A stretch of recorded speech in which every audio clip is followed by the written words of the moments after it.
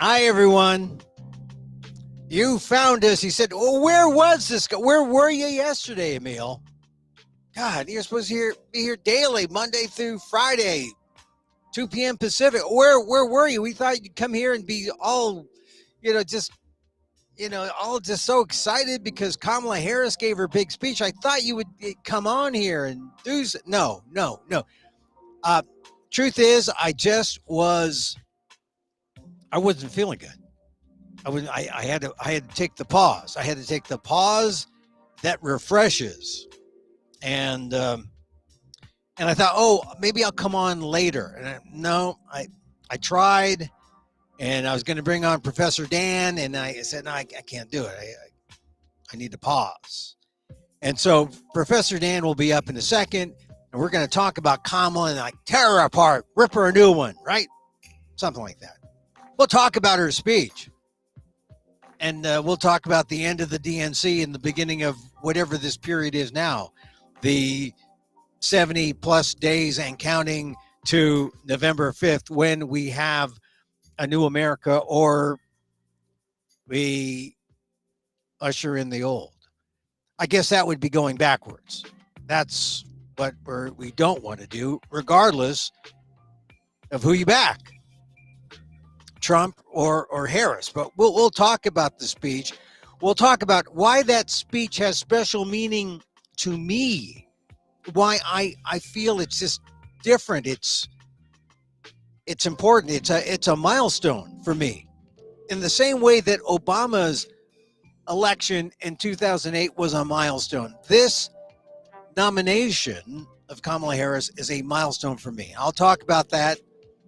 But first, I have to talk about my storyteller show.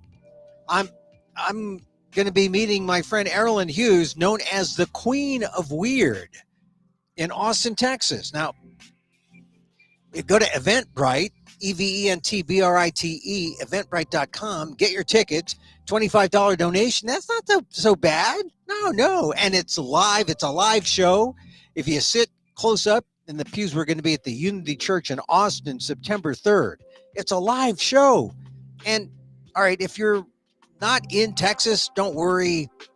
Maybe I'll do the show in California or wherever, somewhere near you. But if you're in Austin, Texas, or if you have friends, tell them about it. It's a fun show. Erilyn is a hoot, as they say.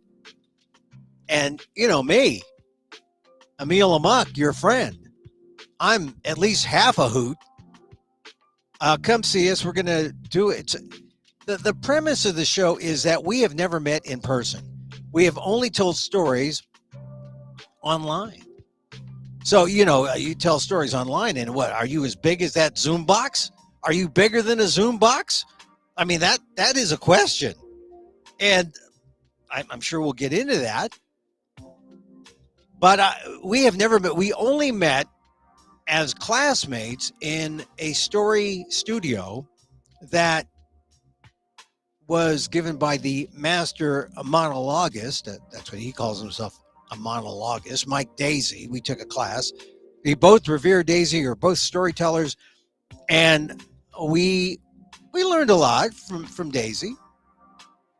We learned that we were good friends. We didn't talk on the phone, but we did send messages and encourage each other with our different artistic things. And then we thought, oh, now that the pandemic's over, let's give a show. So we're doing this show September 3rd. Check it out. She calls it Perfect Strangers. And it is. It's good. It's good in a way, because we don't really know each other, but we know each other. That's perfect. We don't have to get in each other's lives. We don't have to know anything about, our good habits or bad habits.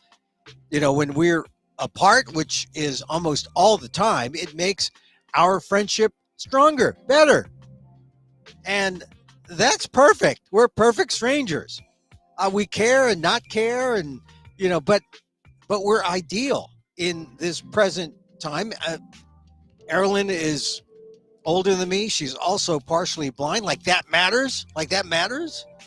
Maybe, I don't know. We're gonna meet first time in person and see how we are bonded in story, and how story either helps or hinders us. Maybe it helps with the fantasy. May I don't know. But this is an idea that came out of our being together as storytellers, like I said, with Mike Daisy, and we're going to do it September 3rd. Get your tickets, eventbrite.com, $25. And it's at the Unity Church of Austin, Unity of Austin. And eventbrite.com, you'll see, the details.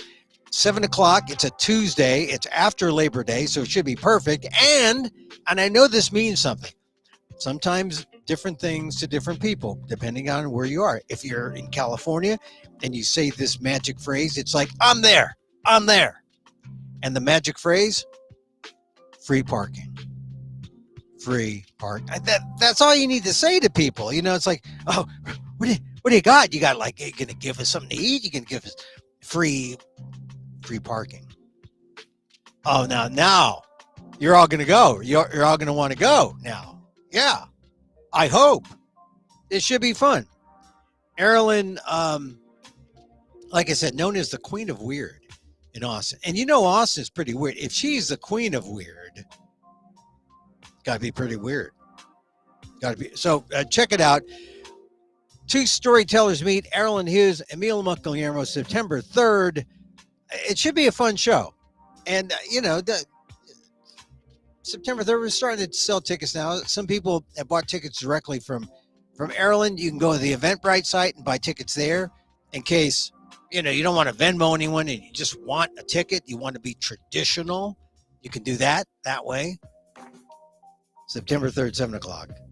Erilyn Hughes and moi, Emil Guillermo. Oh, yeah, of course.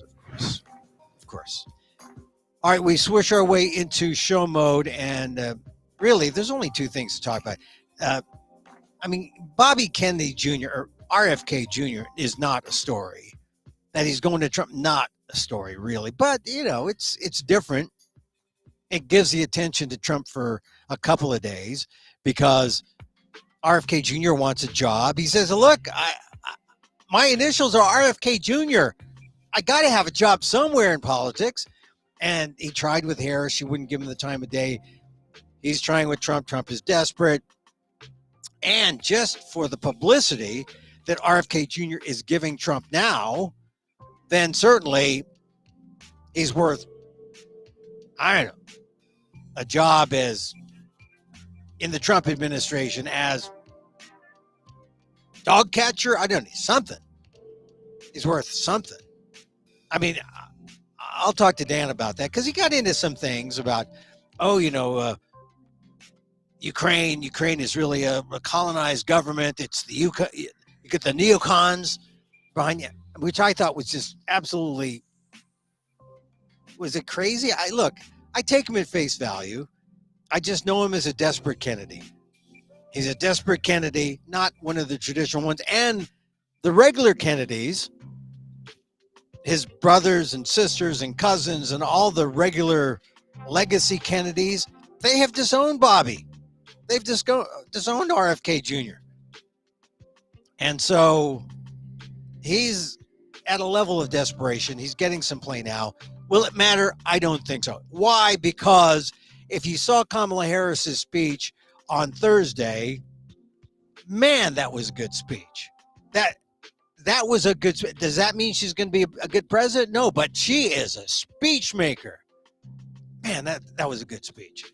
I like that speech, and I if you go to the ALDEF blog, Asian American Legal Defense and Education Fund, aldef.org/blog, I look at it from a rhetorical sense. I look at it as a speech, as a persuasive speech, and as we know, it's not about the facts. It's not about the little bits of facts that you might put in, because that will all be disputed. There will be some clash and debate over those things, but that's not persuasive enough. What gets you to vote, what gets you to like someone is if you see them talk and you like them. You like them. You want to do loving things to them, like vote for them. I know if you're a Trump supporter, you got to ask yourself about Trump. Is Trump that kind of guy? I mean, he thinks he's better looking than Kamala Harris, but even then, is he that kind of guy that deserves your vote? I mean, bottom line with Trump is he's just a pathological liar. I mean, forget the policy. Pathological liar. Convicted felon. How many other strikes do you need? That's 2. You want a third? Pick any of the policies that he put on during his, the first administration, the first time. Muslim ban, build a wall. I mean, the guy doesn't deserve a second shot. He doesn't deserve to fail forward. Michelle Obama mentioned that in her DNC speech. So Donald Trump, to me, he's not running. But for some people he is. So I'm looking at Harris and I'm saying, yeah, it doesn't matter what she says in her speech. Factual, she's not a liar. I don't think she's lying about anything. What matters is she connecting? Do you like her? And do you trust her? And on all those 3 things, I think she checked them off for me. But how did she do it rhetorically? She did it by talking about herself. She did it by talking about race. But not explicitly, not obviously. She didn't billboard it. She didn't say, I'm the first black, I'm the first Asian, I'm the first woman. She let other people say that when they say it. They barely do. But she talked about her mother. And that is the rhetorical move that will probably get her elected.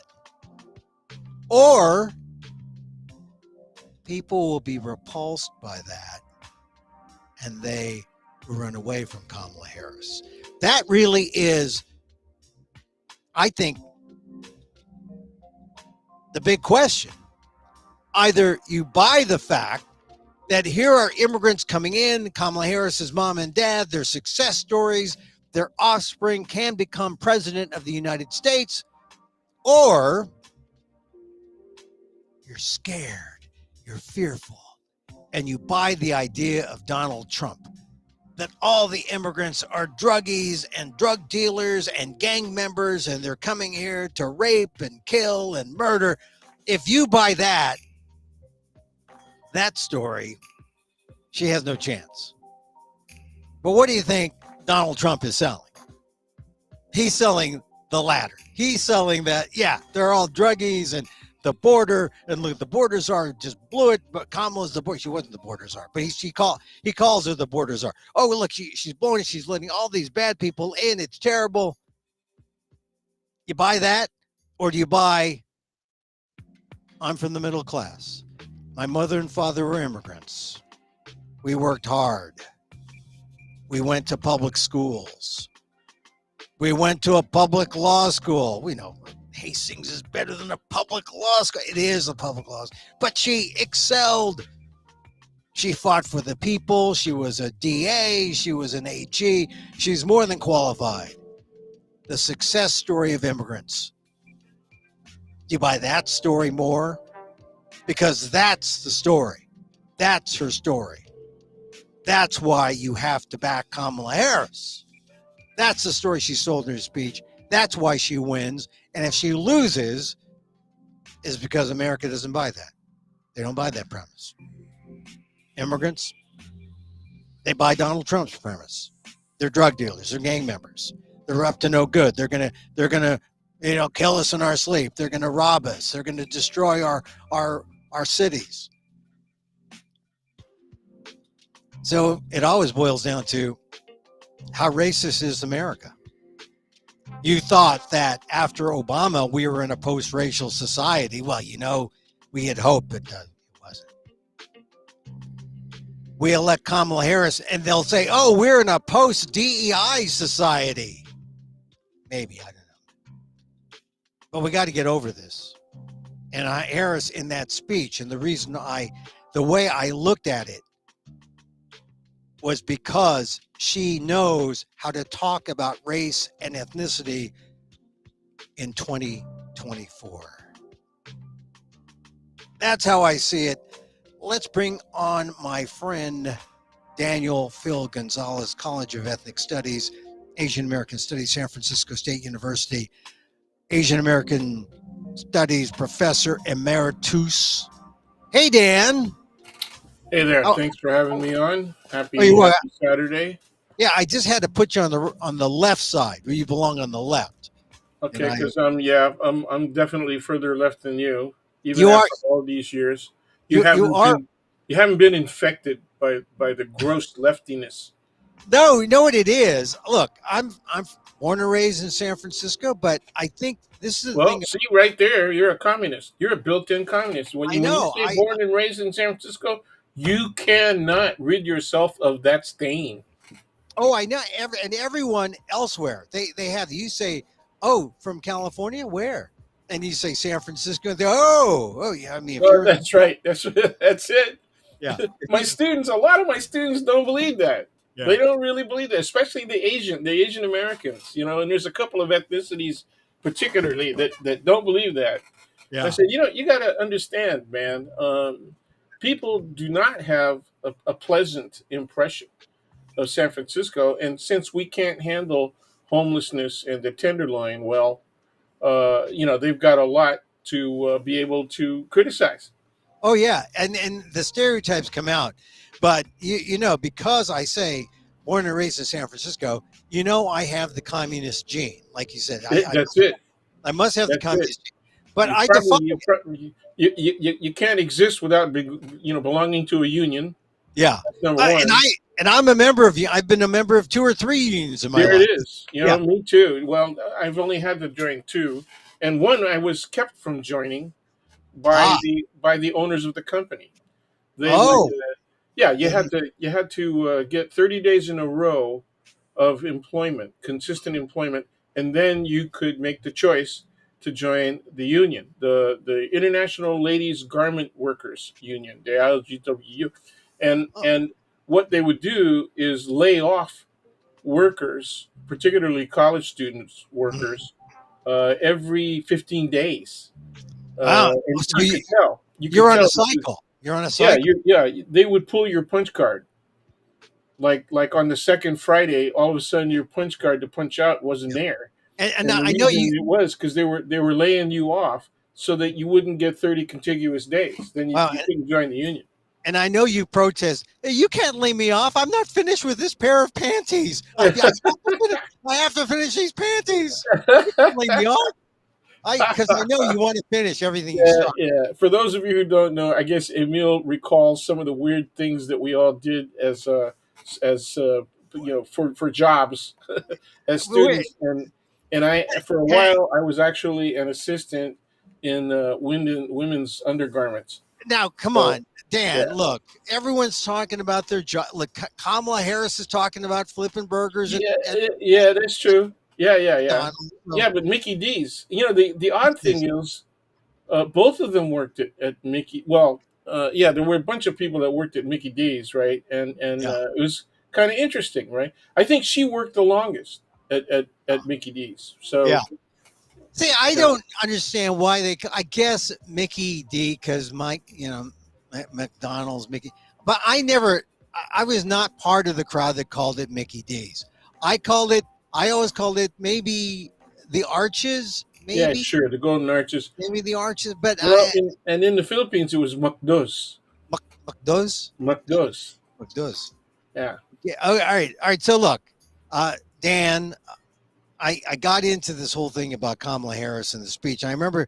you were way over Well, complimentary. wait. I when I first talked to you about this, you said, "Oh man, you are so over complimentary about her." No, I wasn't, because her speech. I was evaluating her speech as a tool of rhetoric, and as a tool of rhetoric, it was brilliant, brilliant because I re-identified her to people, or identified her to people who don't know her, and it re-identified her to people who may have had some kind of run-in with her, like I did in the past when she was DA. But I thought it was a brilliant piece of rhetoric that put her mother front and center. And boy, if you've read my pieces about Kamala over the last, well, since 2020, I dumped on her because when CNN gave her a chance to do a town hall meeting and introduce herself to kick off the campaign, she was Mm-hmm. given three times, three Mm-hmm. chances to identify her mom, mention her mom, identify her Indianness. Did she do that? No way. She never mentioned her mother once.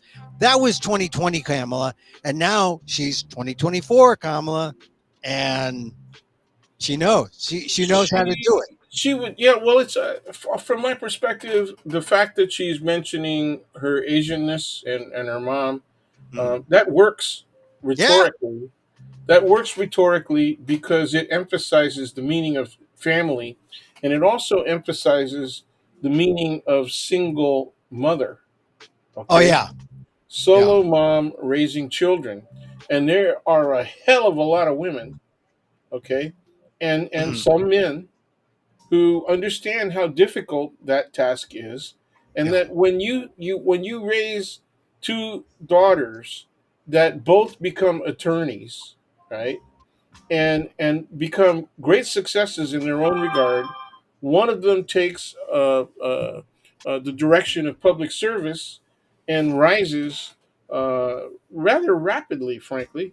Once she was a seasoned DA, she Yeah. did some really good things. I realized that she also did some things that were not as progressive as Oh San yeah. Francisco Hey, residents look. wanted. Well, But she also did some things that they weren't even thinking about.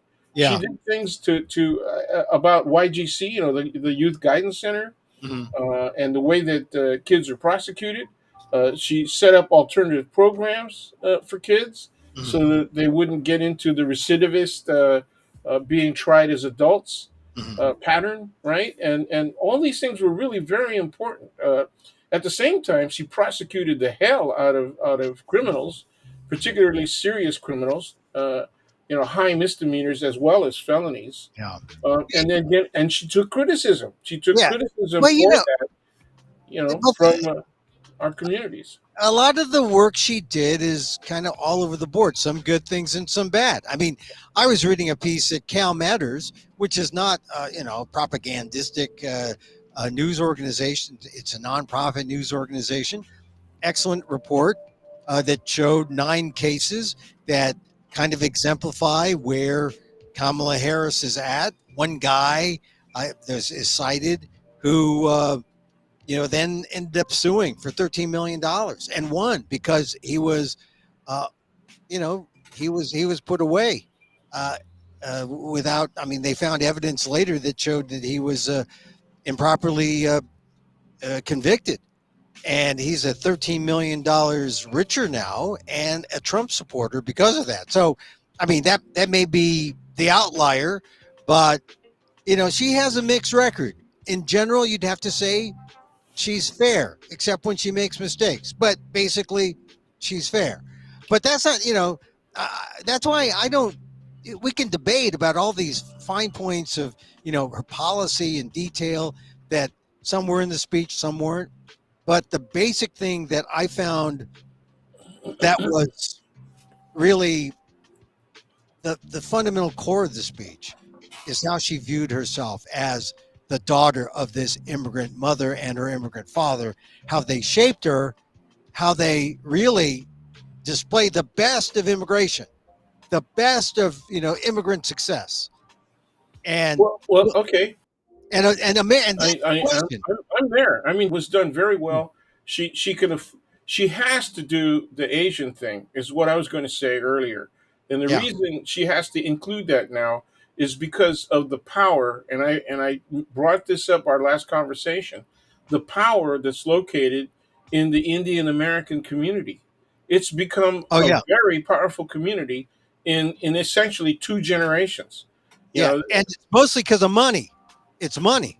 yeah, they have, as we both agreed, a very strong mercantile capability.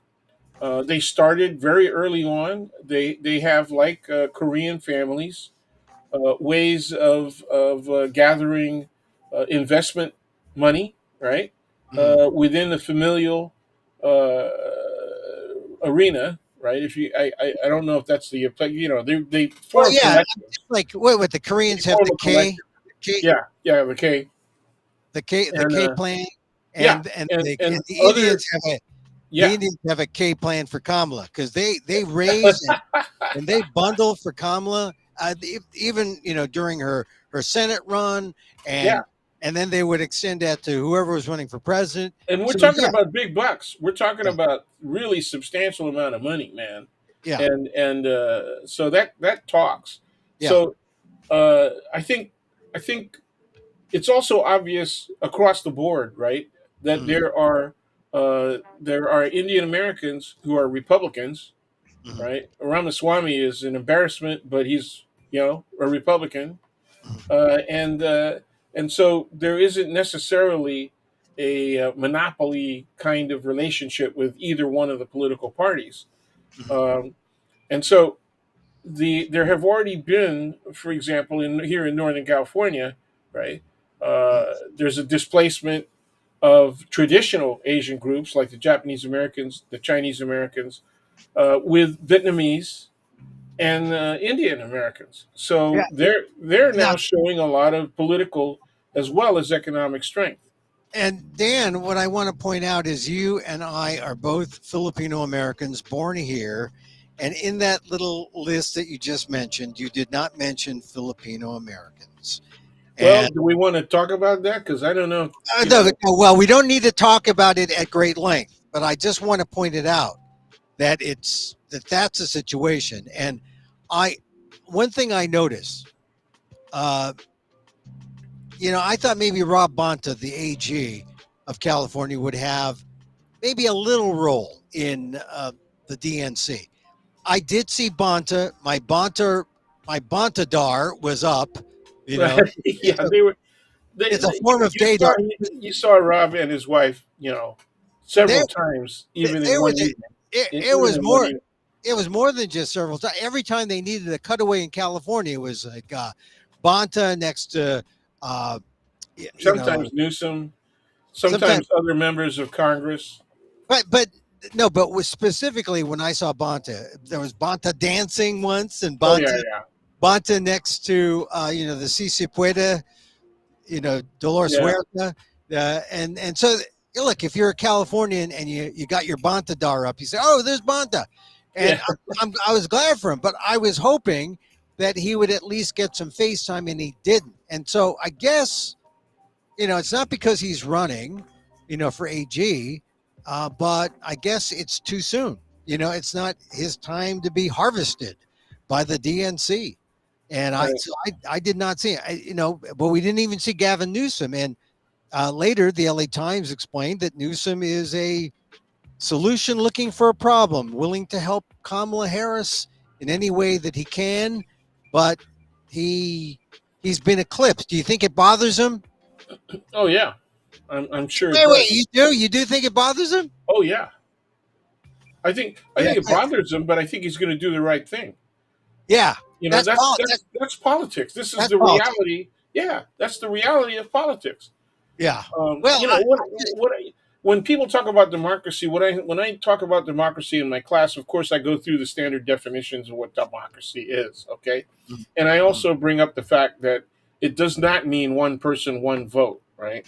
That one of the few things that a past justice nominee was right about, and he was coming from the right, was that there is no such thing in the Constitution that guarantees one person, one vote. It's just a popular notion. Okay, uh, the real definitions of democracy are, there's a multitude of real definitions, but what it essentially means is it's a participatory government. Okay, and in our case, it's a Republican form of government where we elect people to do what we say they should be all doing right. as So tell me members what it has to do with of their your constituency. view that Newsom is not pissed off or is pissed off. Okay, he is pissed off because what I teach is democracy means that the people that you assist today and that you work with today might tomorrow either become your enemy, okay, or your superior. That's the reality of a democratic political system. That's the reality of a social system, right? Mhm.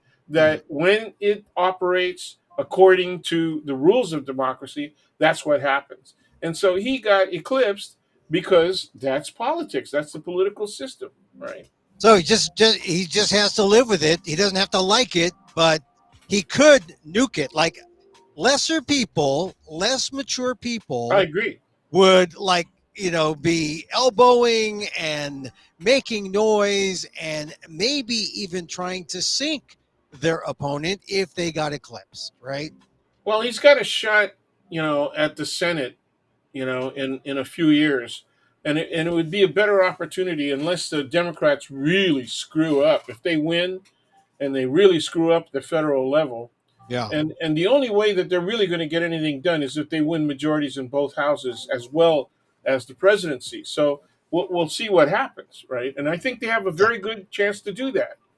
So Newsom has to play his cards right because the first thing I felt when I didn't see his name on the final list of people on Thursday who would speak on Thursday, his name was, his best chance was at roll call where he named, Yeah, he said the yeah, California delegation is for Harris.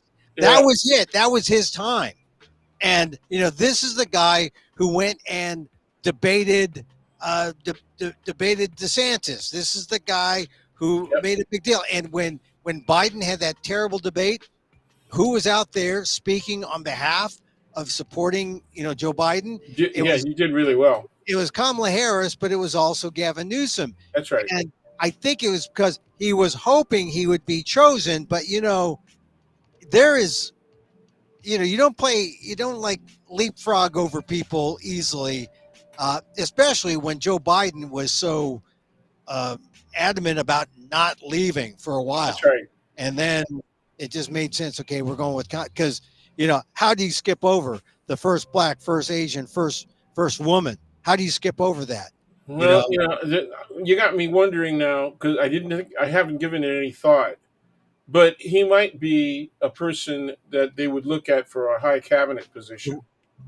for cabinet. Well, cabinet, yeah. I mean, and then you get nationwide exposure. But you think cabinet is the logical pathway to be president? Look at Pete Buttigieg. Look Right. at yeah. I mean, everyone says, "Oh, he's a nice fight, nice speaker, could be vice president." But Buttigieg as president at this point, uh, I think he takes himself out of the running. I think you can go as maybe foreign secretary. If you're secretary of Secretary of state, State. you know, Yeah, Gab, he could handle that. I mean, he's done enough foreign. They want to do the pivot to Asia, and he's yeah, been doing that for a long time. I mean, ever since he was mayor, yeah. right, in San Well, Francisco. consider the fact that the West Coast, Asia, Gavin Newsom, governor of California, which is what the seventh largest, fifth or sixth or seventh largest economy in the Yeah, world. it's around the fifth or sixth still. Yeah, Yeah, I mean he could do Secretary of State stuff, but you got to hand it to Tony Blinken right now because he's really he's he's really good. he's I really don't know if sharp. he'd want to. You know what? If I were Blinken, I might not take the job if it was offered to me. I think as a transitional thing, he's going to get worn out. I mean, he's just been Well, popping hard. He's been working very hard. but he's right there. He's right. The Yeah. issues of tomorrow are still going to be there today, and Yes. he may be the most Well, familiar we to have deal to with. see. Yeah. But you have to see what the Biden. I mean, I'm sorry, what the Harris Walz administration is going to do. I Yeah. think she's going to be much stronger on the relationship with Israel than Joe Biden was. I think one of the great disappointments, it's a little bit harder to be critical of her on Gaza than it was to be critical of Biden. But she now carries the burden of the Biden administration unwillingness to strip back on weaponry. Yeah. being given to the Israelis, and I really think that was a big mistake. I think he Yeah. needed to send a message. Well, the thing is, America is. I mean, they bankroll Israel. I mean, they. They You know, do, no, and no, Noam Chomsky says, look, uh, America says jump. Israel should say how high. I mean, that's the kind of relationship that should happen, but we don't have that. wow, And you're showing you're a lot more left of center than you pretend. no, I When just, you cite no, that's well, my it's uncle just No. that he's one of the few people who are honest enough to look at the relationship and say what it is. I mean, it is that kind of relationship. I respect Noam Chomsky.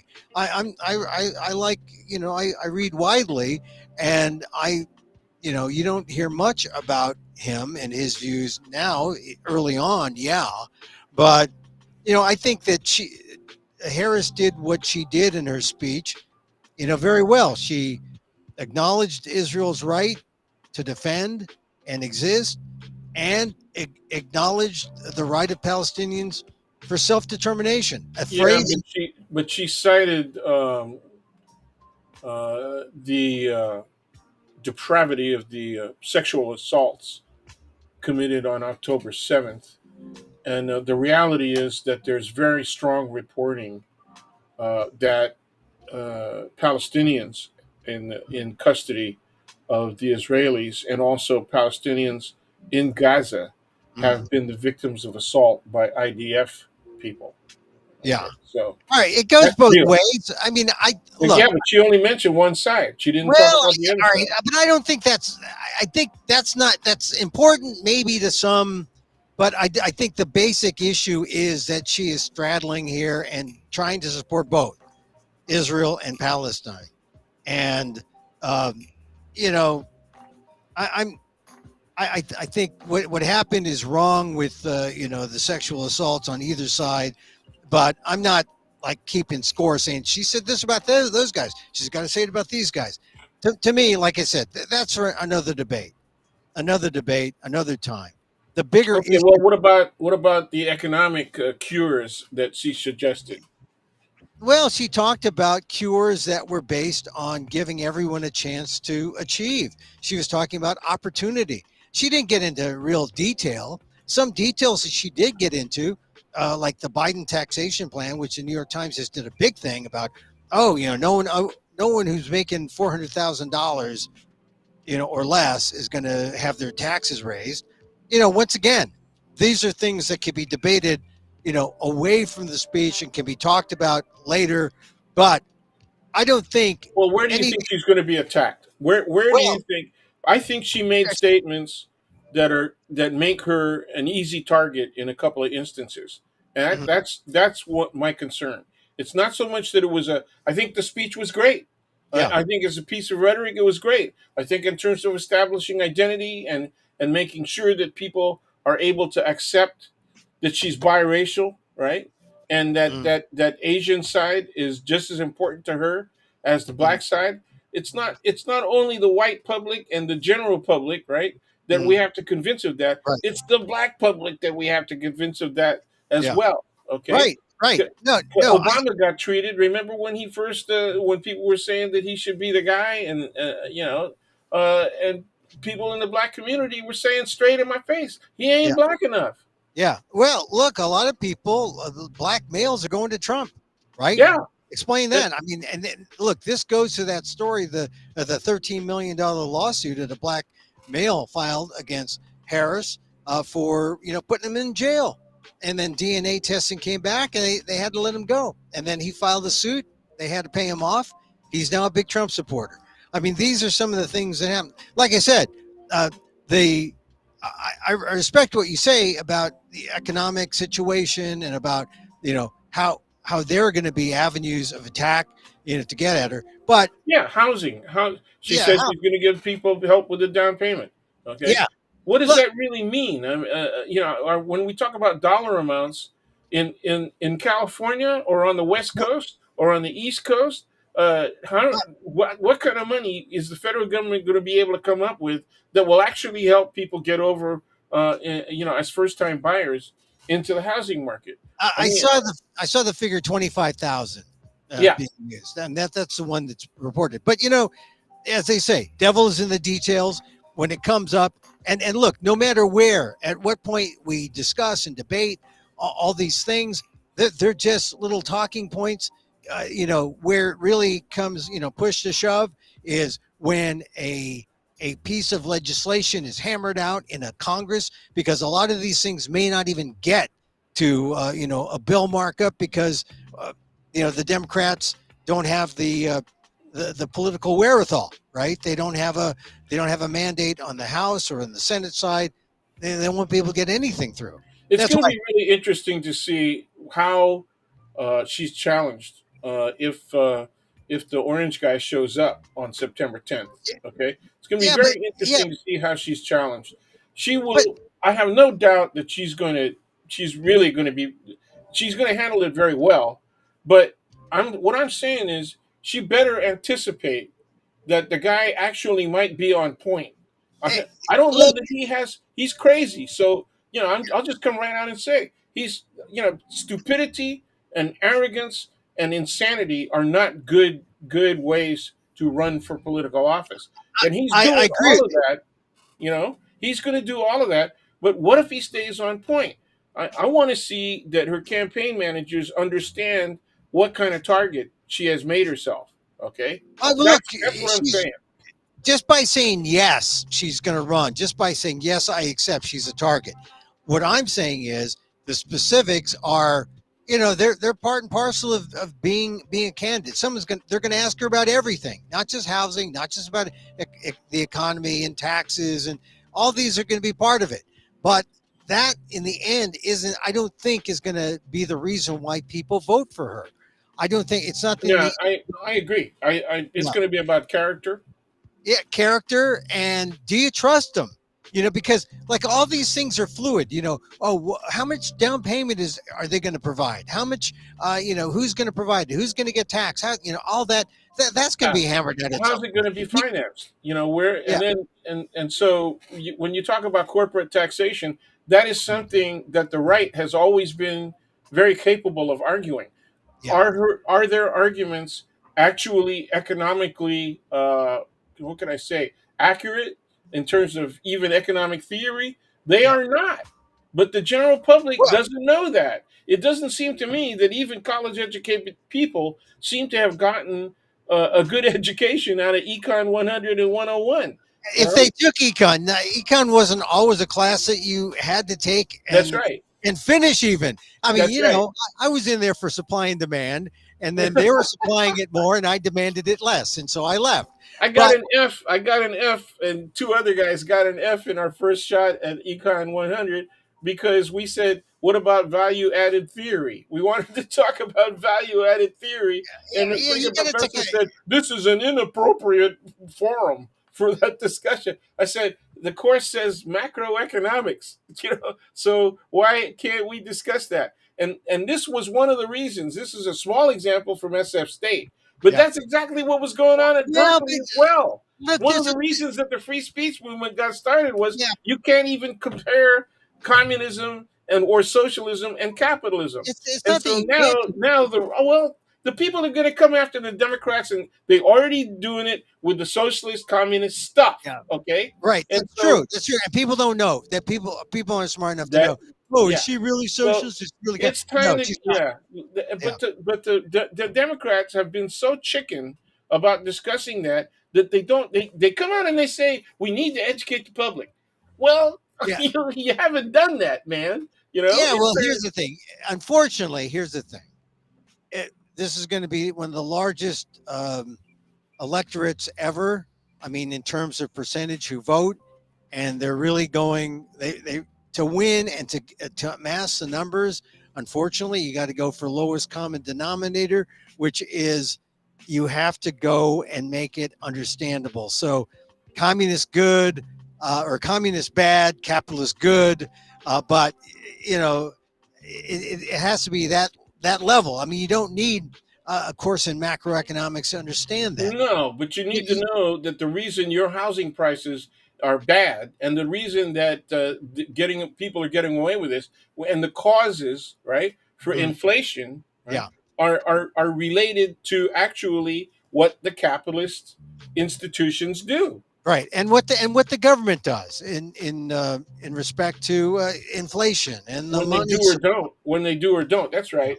And so because the rising, this is the thing about rising prices is a symptom of inflation, but it's not inflation and it's not the cause of inflation. It's a symptom of, you know, the Fed pumping more money in, the government printing more money. Well, one Suddenly, of the things, okay, one of the things that they've been saying is, okay, the socialistic approach that she's suggesting, that mm, she promises as a policy, right, is price caps. yeah, Okay, right, and that price caps are anti-free trade, blah blah blah blah blah. yeah, Okay, and right, those things fail. That's what they say. It fails. Okay, well, mm, what the hell happened during the Carter administration when inflation got all the way up to almost 20% per year?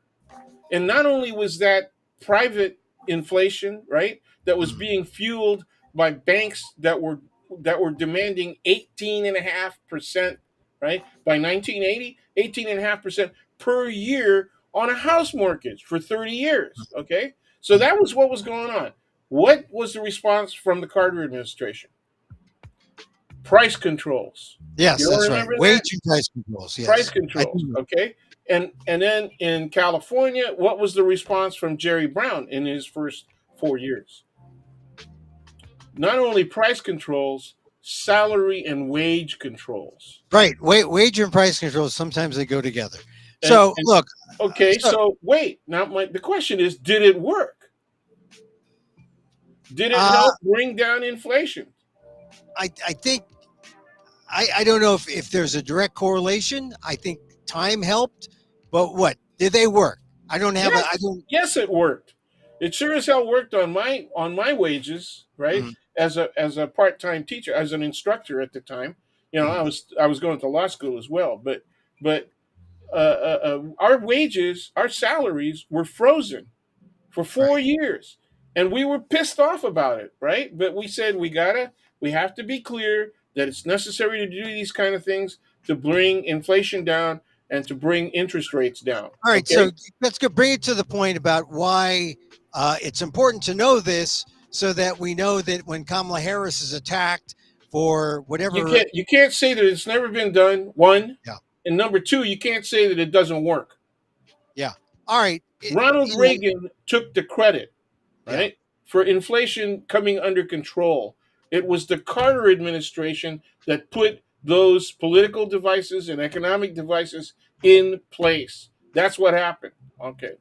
All right. So look, it's important to understand that, but people right now they reduce it to such a low level. So they say, yeah, I'm going to make my vote determined by the price of eggs or the price of meat, or why I'm paying 30 to 40% more at the grocery store. I tell those people, go vegan, and your prices will drop, and your weight will drop, and your blood pressure will drop, and you'll be overall healthy. And the only thing you have to worry about is, if did you buy long-term care insurance so you can take care of your life as it extends on into the future? I Is it mean, even available to them, and how much does it cost? oh yeah, yeah. I mean, the thing is, a lot of people, Gen Xers especially. I was reading a thing in the Wall Street Journal this morning about how some Gen Xers aren't prepared for retirement because they didn't save, because they have the 401k option, and a lot of people, they when That they okay, that may be news with regard to Gen Xers, but it's not news with regard to baby boomers, oh because yeah, baby boomers also have the same problem. yeah, yeah, Okay, especially people living singly, right? yeah, It was less of a problem for couples, but there was a lot of people living singly. They may have been married or had a partner before, but if one of them dies and then yeah, the other is living singly, they don't have enough. Okay, yeah. so homelessness also includes people with that life experience. Hey, you just mentioned a key word that I've watched both the RNC and the DNC. I didn't see anyone mention homeless. I think it's Or because, poor or or poor. poverty. I think it's because most people don't vote. And this is the thing. As soon as you stake out a ground for the middle class, that's great because now trickle down can work from the middle class down. From the upper class, it doesn't work so good. But if you're talking about the middle class, you got a shot at trickle down to the poor. That's what I was wondering because I had a conversation with a person who's in a new city walking around noticing the poor. And I said, yeah, isn't that funny? We just had two conventions, the Democrats or the Republicans before, who mentioned homelessness except as a way to put down San Francisco and their Yeah, problem, that's right. and In New York. you're right. New York, we don't mention homelessness enough, and we don't mention poverty and the poor. And You know who Kamala mentioned? Harris comes closest. She comes You know who? closest. Yeah. Well, you know who mentioned poverty? I think yesterday, Who's that? Donald Trump. Oh, Okay, Donald in Trump. one of his statements, Yeah. both in terms of Truth Social, as well as his visit to I don't know which city it was, but I think it was in Pennsylvania, but might Yeah. have been Michigan. But anyway, the point is, he said that 70% of the U.S. is in poverty. Really? He said that's what he said, man. Is he talking about? 70%. And Is he I talking about thought, the U.S. or holy is he talking shit. about his employees?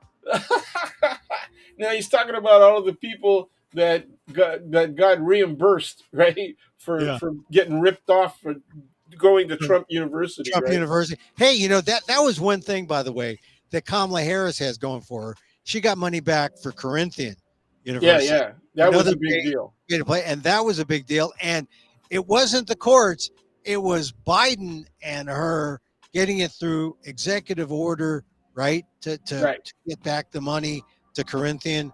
I mean, And it made it possible for the DA. No, wait, it was it was the DA. It was a Fed Deputy Attorney General DAG Mhm. that successfully went after Trump University in New York. So Oh yeah, and Trump University, man, the things that Trump University did, they were preying on people who wanted to know the secret from Trump and thought that's what they were paying for. yeah, yeah, that's right. It How was, am I going to become a billionaire? oh, it's terrible. Yeah. So Dan, the homelessness thing, it they and the poor, they don't mention it. The two major parties because the homeless and the poor don't vote, and they don't give That's part of the reason. and they And don't give money. They don't give money to the campaigns. okay, that's part of the reason. I think the bigger reason for me is Mm. that they know how difficult it would be to actually address the issue effectively. Oh, that's true. That's true. They have no way. They don't have an That's answer the problem right here in San Francisco. That's the problem in LA. That's the problem in Portland and in Seattle.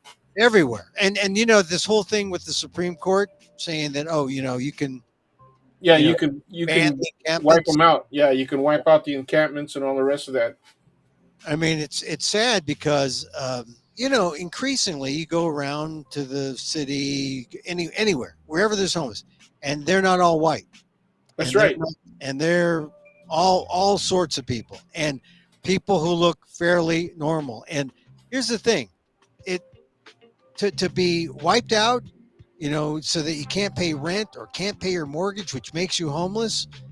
um, that's one thing. It's another thing that a lot of people are just like let go from institutions, mental institutions, hospitals. So And I had this it's conversation with an independent voter, yeah, one of my close neighbors, and yeah. I just had this conversation with him about the issue of homelessness, and we also talked about the Tenderloin, which is beyond just homelessness. Oh yeah, You yeah, know, I was shocked, frankly, the last time I drove down, if even on Hyde Street, right, which was maybe about 2 blocks of Hyde, were pretty bad. But when you went up and down Leavenworth, the lower part of Mason, and yeah. around Eddie Ellis, that area, Mhm. it's really bad. Oh I mean, yeah, yeah. I people shooting up on the street. There's people that are absolutely naked underneath a freaking carpet that got thrown out, by yeah. other people.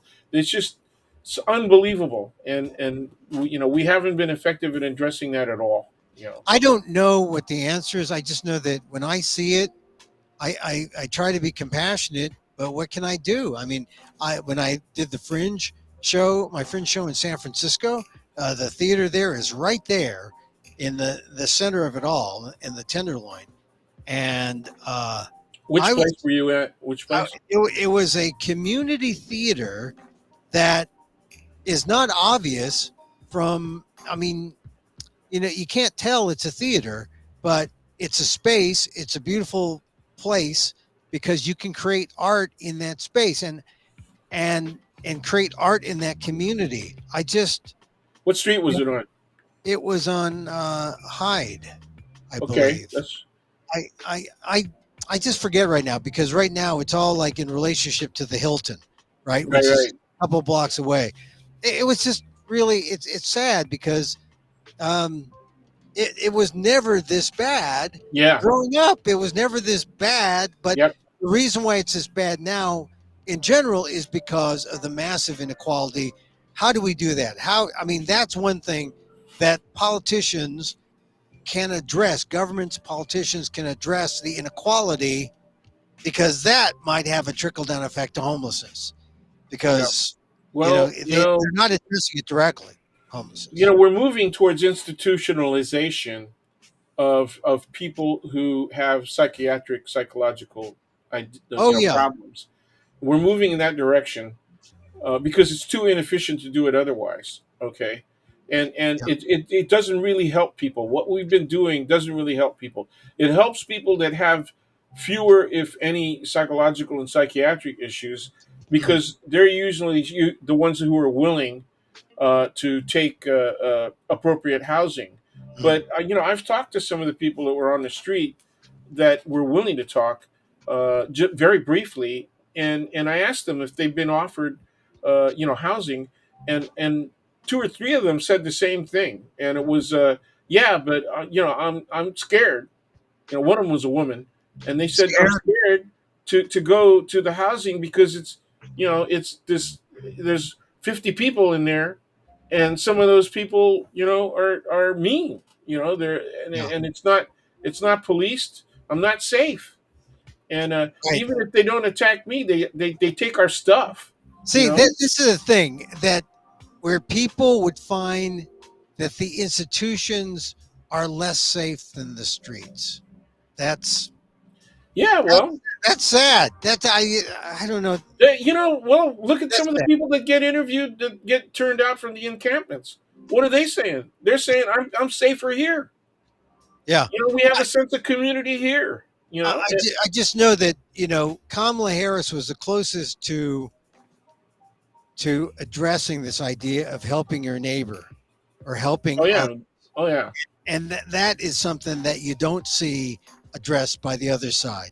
And this also could be just a bit of rhetorical flourish on the part of Kamala and her speechmakers.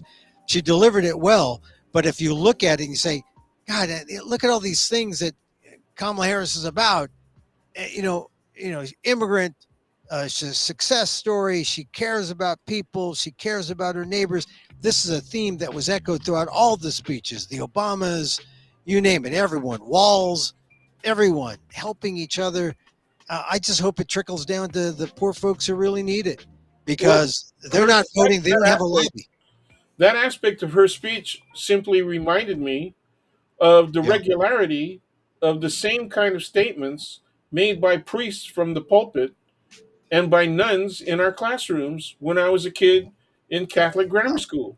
That's exactly the way we were supposed. So when we started getting the evangelicals who were starting to talk like crusaders, right, Mm, against anybody who wasn't evangelical, right? mm, I mm. said I people would raise those issues in my class. Yeah. Okay, some of them say why are you critical of conservatism? And I said this is not conservatism.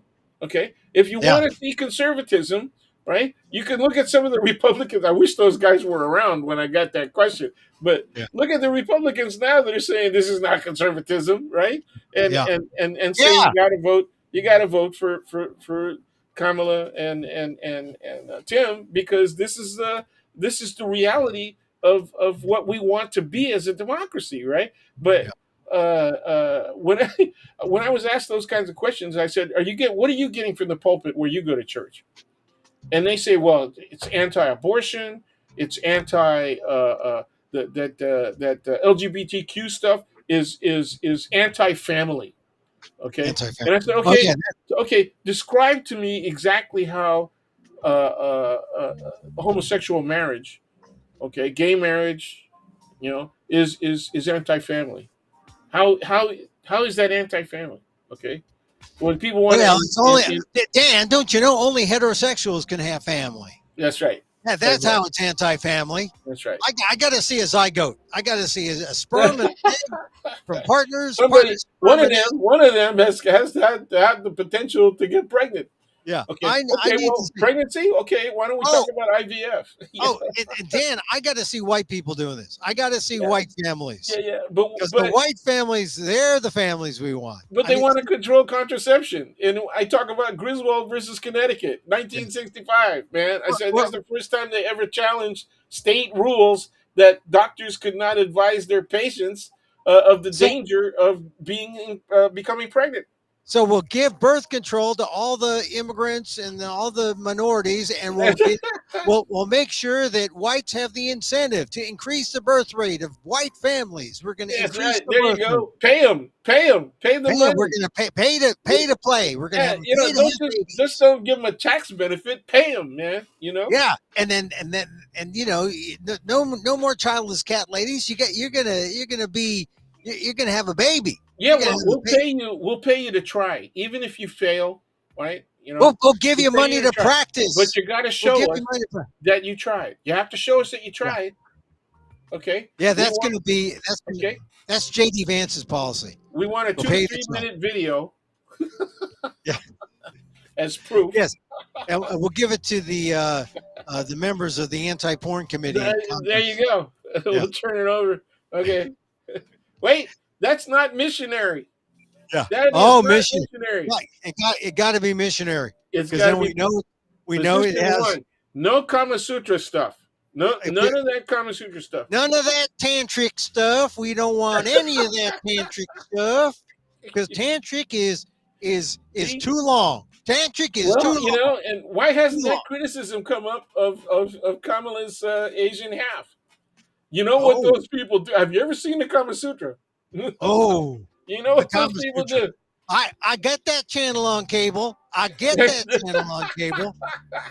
I got the Hallmark version No, though, man, so it's that's not as just good. yoga. That's just Oh, yoga. yoga, that's It's yoga. not. Hey, I'm into yoga. I'm into yoga now. Yeah, I'm, yeah. I'm, I'm Well, into so yoga. I'm into laughter yoga. That's my yeah, thing. So yeah. keep laughing. Okay. There Intentional was a laughter. guy like that. The Beatles loved him for a while. Yeah. I'm gonna be the laughter yoga. I want to be the laughter yogi. Yeah. The laughter yogi. Hey, so Dan, all right. So now getting back to that speech. I know it's important when she mentions the opportunity, economy, Oh, and she that stuff mentions was good. The opportunity economy yeah, and all that stuff was good. It's just that when she started being specific about price caps yeah. and guaranteed, support for first time buyers, It'll you know, come. It'll come, and she'll have to deal with it. But like I said, it's not worth it to talk about specifics before you're hammering out and legislating and coming up with something because this is part of the negotiation. I no, guess. no, no. I think that no, you can't wait for that.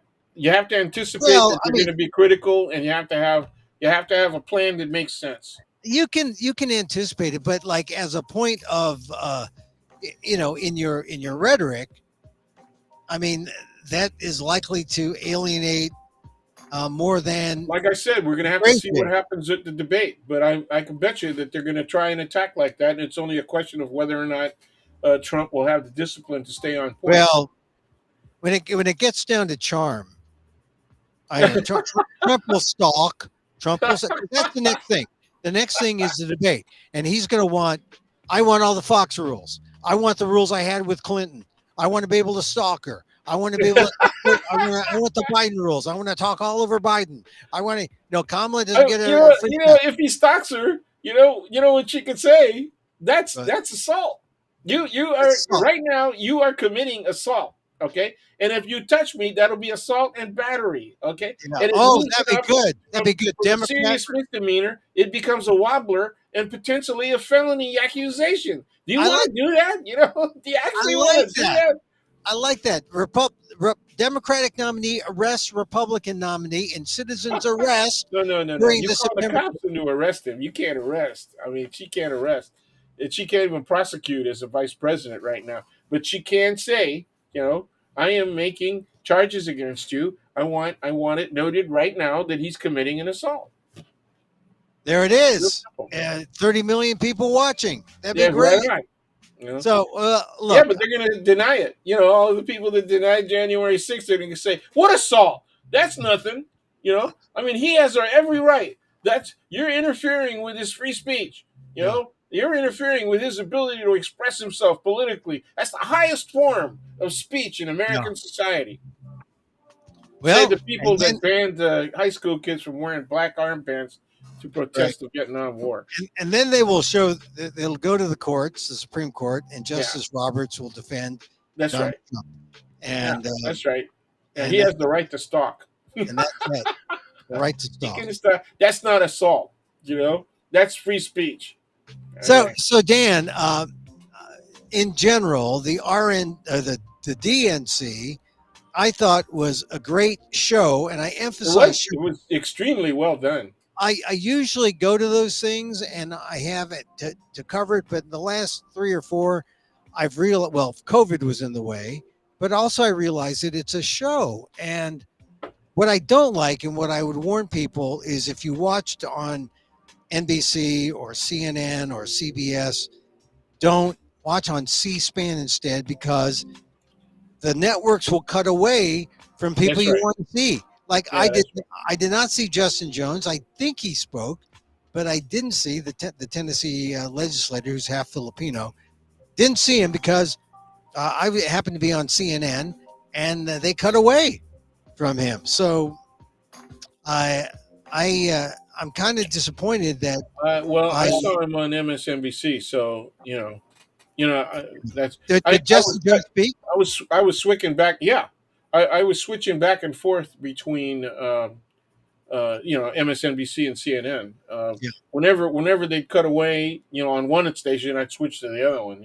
yeah, because it's just bloviating, and you know, Well, yeah, it's a show, but it was really a good show. And one of the yes, reasons it was a good show is because none of the artists that they chose to play their music said, we're going to sue you if you do that again. yeah. Well, Like the the Trump artists campaign. the artists were all good. Yeah, yeah. Legend with Sheila E. was an interesting pairing because, Sheila E.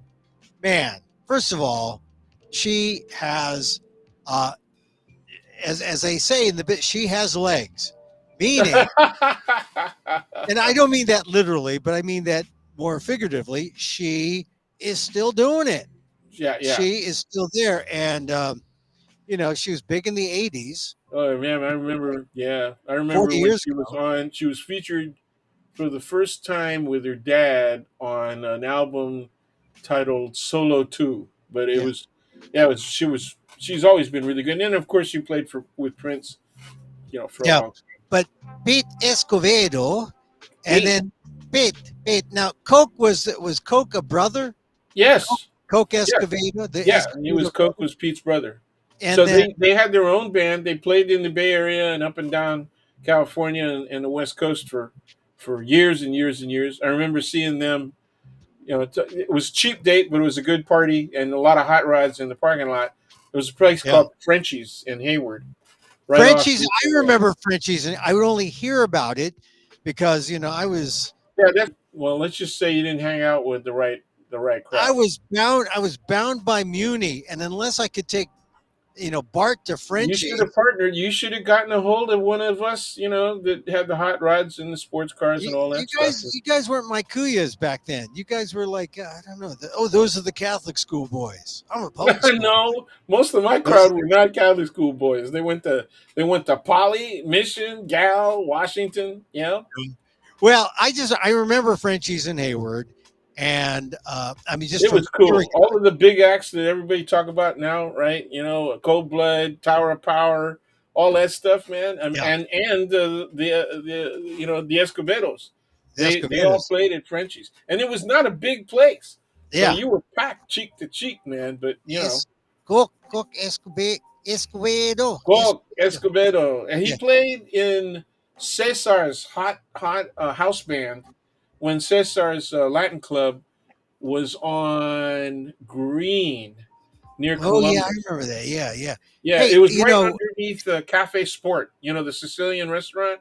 oh yeah, yeah, Green, yeah, yeah. yeah. Cesar's Latin Club was right underneath that, I and it was remember like this huge Cesar. cavern, man, huge Yeah, cavern. And Coke, the last time I saw him play, he was playing with that band yeah, before he passed away. and Sheila E. She came on in the mid '80s, Yeah, played with her dad, and they would always play like the yeah, Keystone, Keystone yeah. Corner Keystone Corner, yeah.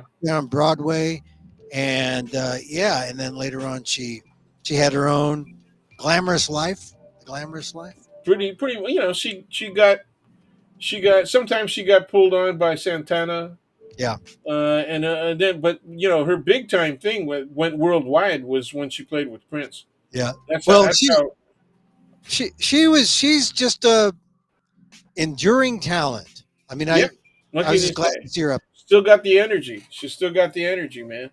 You know. Glad to see her up there. But you know, the person in that group there with John Legend and with Sheila, whoever that guitar player was, that guitar player She can was. shred. Yeah. Yeah, I mean, the thing about like her at the Olympics when she played her Stratocaster and she was like, you know, suggestive as all hell. You know, she's like wagging it out there. It was that kind of scene. But I knew who her was, Yeah. Gabrielle Right. Wilson, also, aka her. I just Right. didn't know who she was with Sheila E. You know, at the DNC. She was good, great performer. But that was a, you know, tear down the house kind of thing.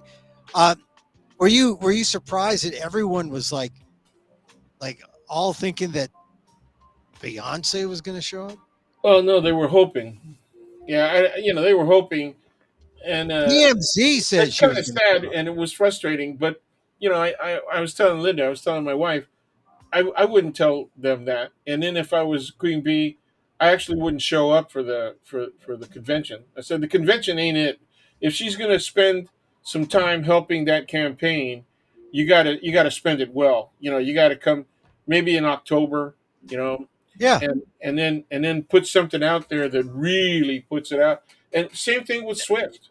I think yeah. they ought to come out, save that up for close to election day. You know, to voting day.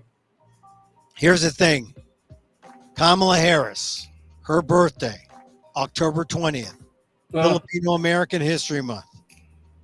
It's yeah, yeah. 11 days after my birthday. We can have a joint Emil Kamala birthday. Well, we might as well throw mine in. I'm, you know, Oh September yeah, 28th. I'm also a Libra. yeah. You Linda's a Libra. My father was a Libra. So get. Linda's is October 7th. I shouldn't put it out there. Wow, that's right. Hey, my wife's birthday is in October. Well, September. That's Yeah, right. The October birthdays. It's got to be the. yeah. That's We're the all October. Libras. We're all Libras, and you know that's one of That's the the reasons October we. surprise. It's Dan, the that's only the. well, supposedly it's the only sign that gets along with itself. So we, you know, Ah, is that it? Is that it? Hey, yeah, Gavin Newsom is a Libra. That's why he gets along with Kamala. yeah. Well, among other things, yeah. But Among anyway. other- So no, That would I be a think. blast. That would really be a blast, man. Yeah, my dad's birthday was October 18th. Wow. See there it is. I mean, I just think when I saw her birthday was October 20th, before November 4th. That's when Queen Bee shows up at the big birthday bash for October Kamala Libras for Kamala.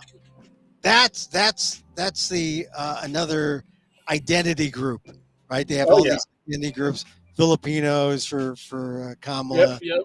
and they are Filipinos for Harris. They have Asian AANHPI for Harris. Oh yeah. So, all right. So Well, and Dan, they got they got white Dan, one that cracked me up was white guys. White guys for White Harris. guys, white guys, yeah, White white guys. guys are here. So that was fun. Was it white guys or white dudes? It was No, something like that. I thought that I was think it pretty was white cool. dudes. Yeah, but she likes white dudes. I mean, it's she likes Well, he's a Jewish dude, though. That's Jewish. not quite Well, yeah. white. All That's right, not quite white. all right, not quite white guys Yeah. for Okay. Harris. So, all I thought. right, I so, thought that. Yeah. go ahead. Aside from the speech itself, I thought Mhm. the way that they were framing the importance of family, and I thought the way that they framed blended family, okay, Yeah. that stuff is threatening to the kind of people that are forever Trumpers. Oh yeah. That stuff is threatening, man. But you're never going to get them anyway, you know. Yeah. So the, there are a lot of people who feel threatened by mixed race, mixed ethnicity marriages that I think are going to come around because of the way people are presenting them now. Remember when they had the goddaughter, the niece, and two nieces, the young women?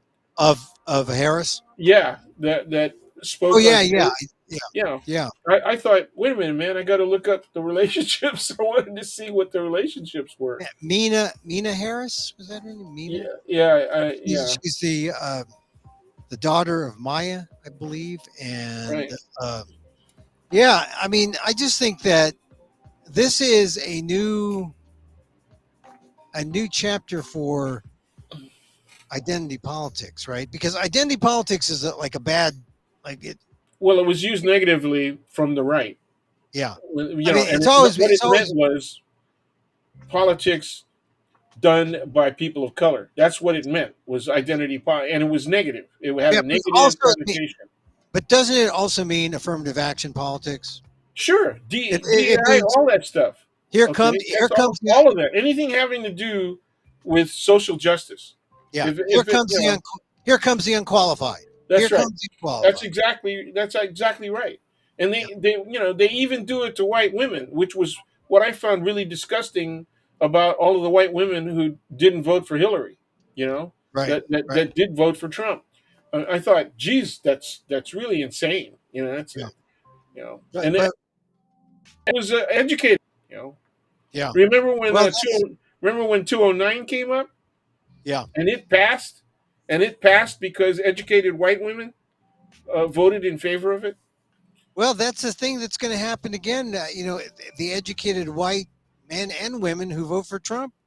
You got to hope for that the smelling salts work, and that the people are cleared. The educated white men and women who weren't never Trumpers but who should be now. You got to hope that they are I mean, that's the other who was at the convention, the Republicans who stood and said, "Hey, you Yeah, but know, those people. Those people are like my independent neighbors. Okay, mhm, they're rational. They're at least ah, rational. But you yeah, got people who are normally rational and they're highly educated. Many of them are very accomplished professionals and all the rest of that stuff. mhm, And so the question is, why are they still supporting Trump? yeah, And the only answer I can come up with is because they're so invested, they can't possibly say they were wrong at this point in time yeah." because they end up eating a big chunk of their life, right? They supported at least from 2015, right, all the way up until this moment. And so, we're talking 9 years of their lives that they invested in this fakery, and It, they can't come forward and say, we're wrong. it's deal with the devil, right? I mean, It because if they absolutely if they think he's going to win, it's power, and that's why they're attracted to him. But now, there it is. what if the polls go south, like they are starting to show, and he is a sheer loser? I mean, some of the polls from it's only been like what 4 weeks or so that Yeah, Harris took going over. on 5. Yeah. Yeah, and so now we're getting more solid polling. Yeah, well, and what's interesting is the polling that's going on in the swingers, the swing states. Right, and the trend is Yeah. that Kamala Harris is Did you see catching that up. bit? Did you see that bit that the hot dog guy did? No, They had a they had a comedian who actually is a hot dog guy at the big Chicago games, right? For the Bulls He and sells hot dogs.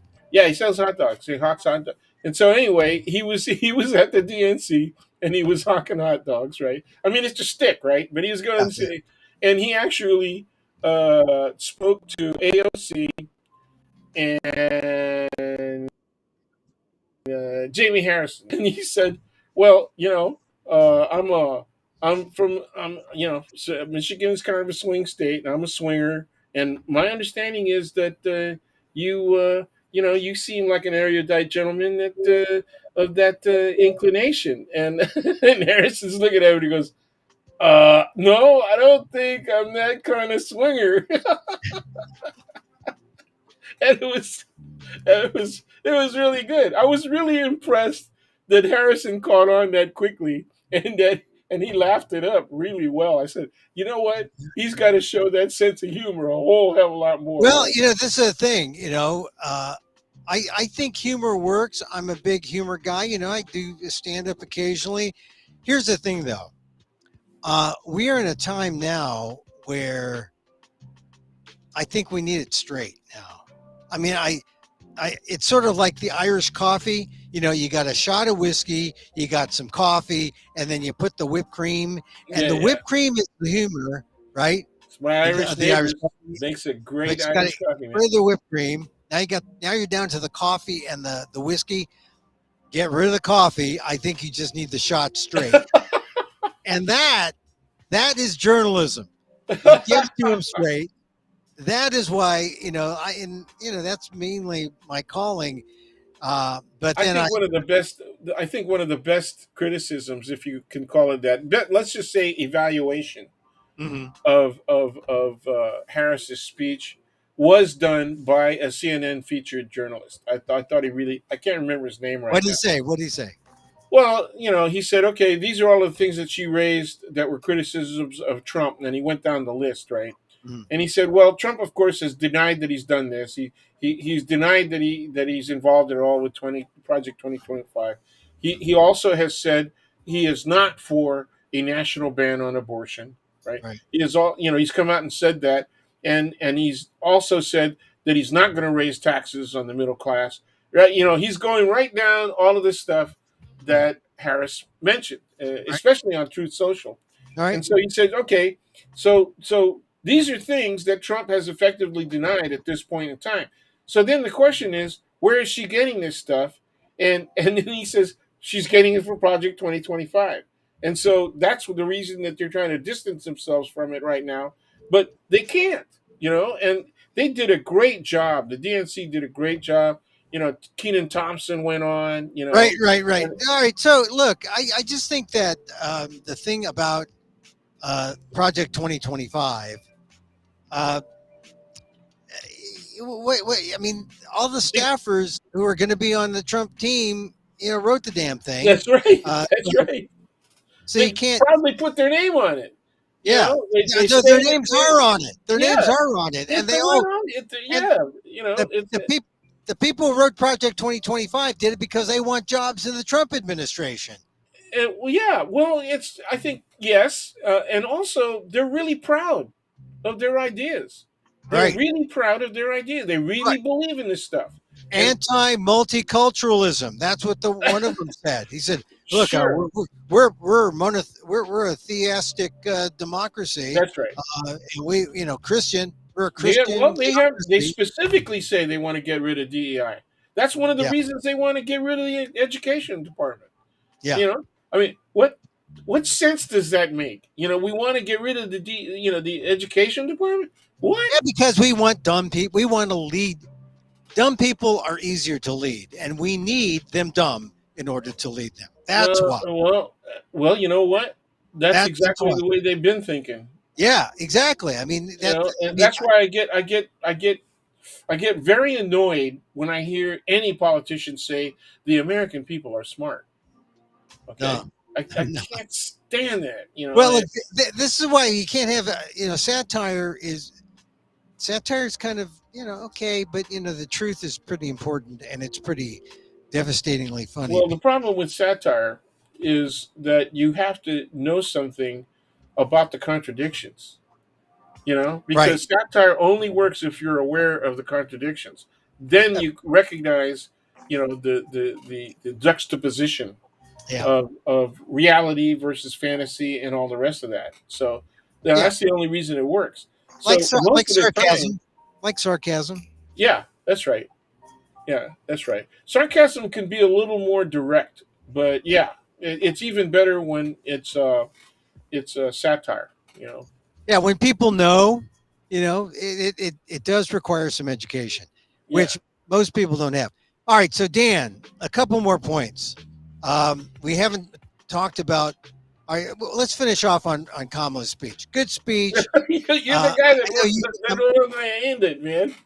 I think you said I was over complimentary, but no, I I did think say that. really it's going to come to the point. That's because I praise the rhetoric of the immigrant rhetoric she used, because it's going to come to how racist is America this time. Are they going to embrace Kamala Harris, or are they going to, look at what Trump does? He brings up, the whole thing about families is about the birth rates are down. We need to get white families up. Replacement theory, his embrace of all that neo-Nazi family stuff, it's people are it's good. They're going to have to say, have we gone beyond and are no longer racist? You know how I If we are, handled it in my classes. You know how I handle that issue. I because it's not just Trump that does that, right? yeah, it's People on the everywhere. right have been making that argument forever. Okay, Yeah, and what they're really talking about is the change. What people are calling culture war is really race war. right. Okay, and so they've come up with all kinds of rationale, but what they're really worried about is that they're now outnumbered. Right? They were Yeah, getting scared when people started in the '80s saying soon there will be states where there is not a racial majority, where mhm, there is not an ethnic majority. Right? mhm, And so they were already paying attention to that when I was talking about these issues in my class. Now, mhm, now, what it comes down to at this point in time, and I agree with you completely that the race issue, and especially around immigration, right, mhm. is going to make the biggest difference. Right up there with abortion Yeah. and Well, it women's trickles. reproductive rights. Yeah, the issue trickles down, because if you don't solve the immigration problem, then that exacerbates whatever you think the economic problem is, in terms of jobs, in terms of you keeping your job, Sure. losing your job, who gets Yeah, the but the, position. the so-called conservatives, the right, Mhm, understand that if you allow space for immigrants, and particularly undocumented immigrants, right, mhm, to mhm. eventually legitimize themselves and even offer them a quote path to citizenship unquote, they are really scary because the general experience has been that people tend to move towards Democrats and that they're going to vote accordingly. Okay, well, what's even scarier for them now is that there's so many people of color that are running for freaking office. Oh yeah, Okay? right, right, and that's a new thing in the last generation. Yes, More people of color saying, I'm not just going to like pay attention to politics. I'm going to run for office, that's it. and That's the highest form of engagement. right. That's the significance of Kamala Harris. And it helps, as you pointed out earlier, that Indians love to raise money. They And also love to run for office. they're running for office too, because they see it. They see it. And they have the good accent. They got the British accent generally, which makes them sound more educated than they are. And that is, it's just unfortunate that That's the people, scary. Well, see, that scares the hell out of certain white folks as well. You yeah, know, it's just, it's I still have people who say, white folks who say I don't see race. Okay, yeah. but the same white folks then say, my problem is that I think you have a better chance for getting that job Oh than I yeah, do. right. Okay, and Yeah, but so that's an anti DEI thing, right? And yeah, but not compared to the Indian guy with the British accent, because you know Dan versus Masterpiece Theater. yeah, yeah. You Well, I know, have to admit that among our more recent hires, Yeah. university wide, and in other institutions like Berkeley and UCSF. Yeah. Our recent hires, particularly, yeah, our recent hires are a lot of Southeast Asians and Yeah. South Asians. So, Oh, and the they are among the best. I'm Southeast telling Asia. you. Do you count Malaysia as Southeast Asia? Yes, Malaysia is to the south. Okay, so yes. yeah, because Any the of the Malaysia, archipelago, any of the archipelago nations, you yeah, know, because and Malaysia, the Brits, it's a British accent. It's a, that's what's her name? Michelle Yeoh. That's Henry Golding, right? In oh yeah, yeah, Crazy Rich yeah. Asians. It's You know, yeah, the people that we used to call Hapa. yeah, they're all from Malaysia. I've been to Malaysia. Malaysia is far more Muslim It Islamic is. It people is. think. I mean, you go there and the food carts and people in the Well, streets, they're wearing the you remember the reaction to the attacks on the Twin Towers, yeah. and everybody was looking for Muslims, right? Everybody was wanting to hunt Muslims down. Mhm. Okay, and I said, well, I don't know about you guys, and I said this right after the attacks. I said, people are looking for Muslims. I said, how safe are you going to feel when people realize that the majority of Muslims look like me? Oh yeah, you go to Indonesia, you, Yeah, you go there's to more Malaysia. people who look like us, man. That look like Middle Easterners or Arabs, right? There's more people Yeah, who look like us that are Muslims. There's bigger population, and yeah, then they looked at me like they really didn't know. I mean, my students really didn't know. yeah. Okay, Oh yeah, and it's like I remember when I was down there in Thailand and Malaysia. Man, you look out at the ocean and you realize, oh, that's not the Pacific, that's the Indian Ocean. that's right. Damn, that sucker's big. That Indian Ocean. I, you know, and then all the white people who are there, they're not Americans, they're They're Europeans. Europeans. Yeah, It's that's right. closer to Europe than So Well, it's and then you get all of the colonial places, right? That yeah. where they got names, from Oh yeah, the colonizer. You yeah. get, you know, and they're in the driver's seat at major news providers, right? They're in the anchor chairs and stuff, right? So Yeah, they're there. So look, well, this is progress, but at least Kamala has an Oakland accent. She has an Oakland accent, I guess. Oakland accent. She's lived all over. She lived in Canada did for you a while. see what was it, JD Vance? Did you see his talk when he said, "Yeah, she's doing this fake dance," and I was trying to wonder what is he talking about, right? Big And it was dance. when they show her. There's a marching band playing, right? The drum Oh a yeah, drummer yeah, group, and right. she's freaking blocking with them. Yeah, She's actually moving in exactly the same style, right? That the marching bands do, if you yeah, know anything, about especially Southern marching bands. And it's not only the HBCUs, right? yeah, yeah, There's a lot of white bands that are doing the same thing. They're mimicking them. And so she was marching in that way, right? yeah. Which looks like dancing. And he said, fake dancing. How Hey, would you know? How would J you know what's real and what's not, man? You're JD hey, Van. JD, you're so hip. I know JD. that you're in a place where you can discuss that and be critical about it because you know real dancing. He does. JD Vance knows how to do the jerk.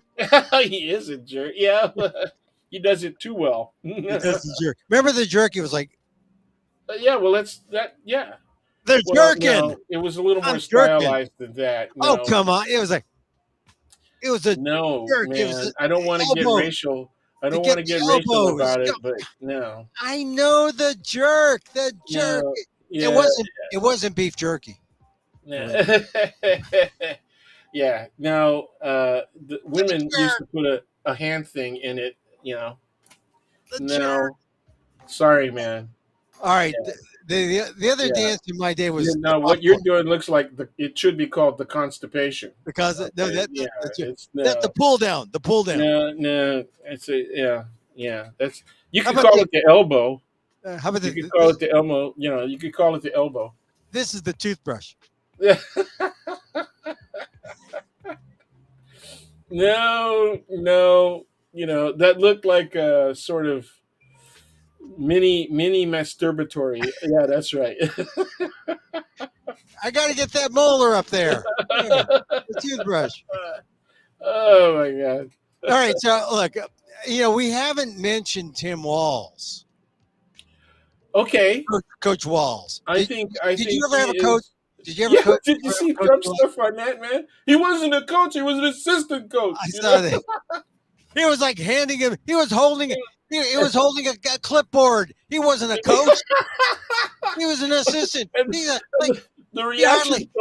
reaction from a lot of commentators. I was watching some of the panel shows on all of the stations, right? And Yeah. they were saying, "Does this guy know how football works or any team sport? Does this guy know anything?" And the answer is no. He No knows as much about real estate. He might be a fan, but he doesn't know how it works. He doesn't team. know. He doesn't know how it works. He doesn't know how people get educated. Doesn't really understand coaching. What is a team? What is a team? Donald Trump. Yeah, he knows as much about team sports and how it works as Yeah. he does about grocery stores. Right. Yeah. You Hey, know, get those boxes of Fruit Loops out here. Let's line them up. Fruit Loops. Get some Folgers coffee. Get some Jimmy Dean's. Jimmy Dean's. Because everyone loves that Jimmy Dean's. Get yeah, the Jimmy Dean's out there. But yeah, yeah. People said to me, would you, you got to think about it. Like, who would you not mind, like, sharing an Uber ride with? I mean, is it going to be Harrison or is it going to be Trump? And I said it wouldn't be Trump because he'd take up the whole back seat. You know, you know, oh, oh, you haven't seen his rump, Trump's no, rump. Yeah, when he gets when they show him playing golf and he's doing his oh, swing, he's got a terrible swing too. and he cheats. Mulligan's not What? right. Hey, he does not. There is no team in Trump. There's, there's Yeah, no team. no team in No Trump, team. no team. No team. There's Trump and a bunch of water boys. That's what it's. He's got the water boys. Oh, Yeah, he's got the Diet Coke boys. he's And also got a bunch of what is he's got a bunch of golf balls that look exactly the same, so he can easily replace his lie. So ah, that's a different kind of lie. He lies about his lie, It's a the double lie, lie, I guess. the Yeah. lie, the lie. No, it's funny. The lie is it's everything in golf. It's like how the ball lays. That's right. That's right. It's So, so Dan, let's talk about the coach. He's good. He was good. He was good. He was good. He He speaks was in good. plain language. Okay. He Right, right. obviously knows how to work a political campaign because he is a governor. Yeah, Uh, but he was not. He was not as good as his son, Gus. Gus. Gus Gus Gus got Trudeau. really emotional, and it was a beautiful thing to watch. Yeah. It was a happy moment, even though he was crying. Yeah. It was actually he was crying out of happiness, right? Yeah. Did the DNC make you cry at all at any point? Were there any points where you cried?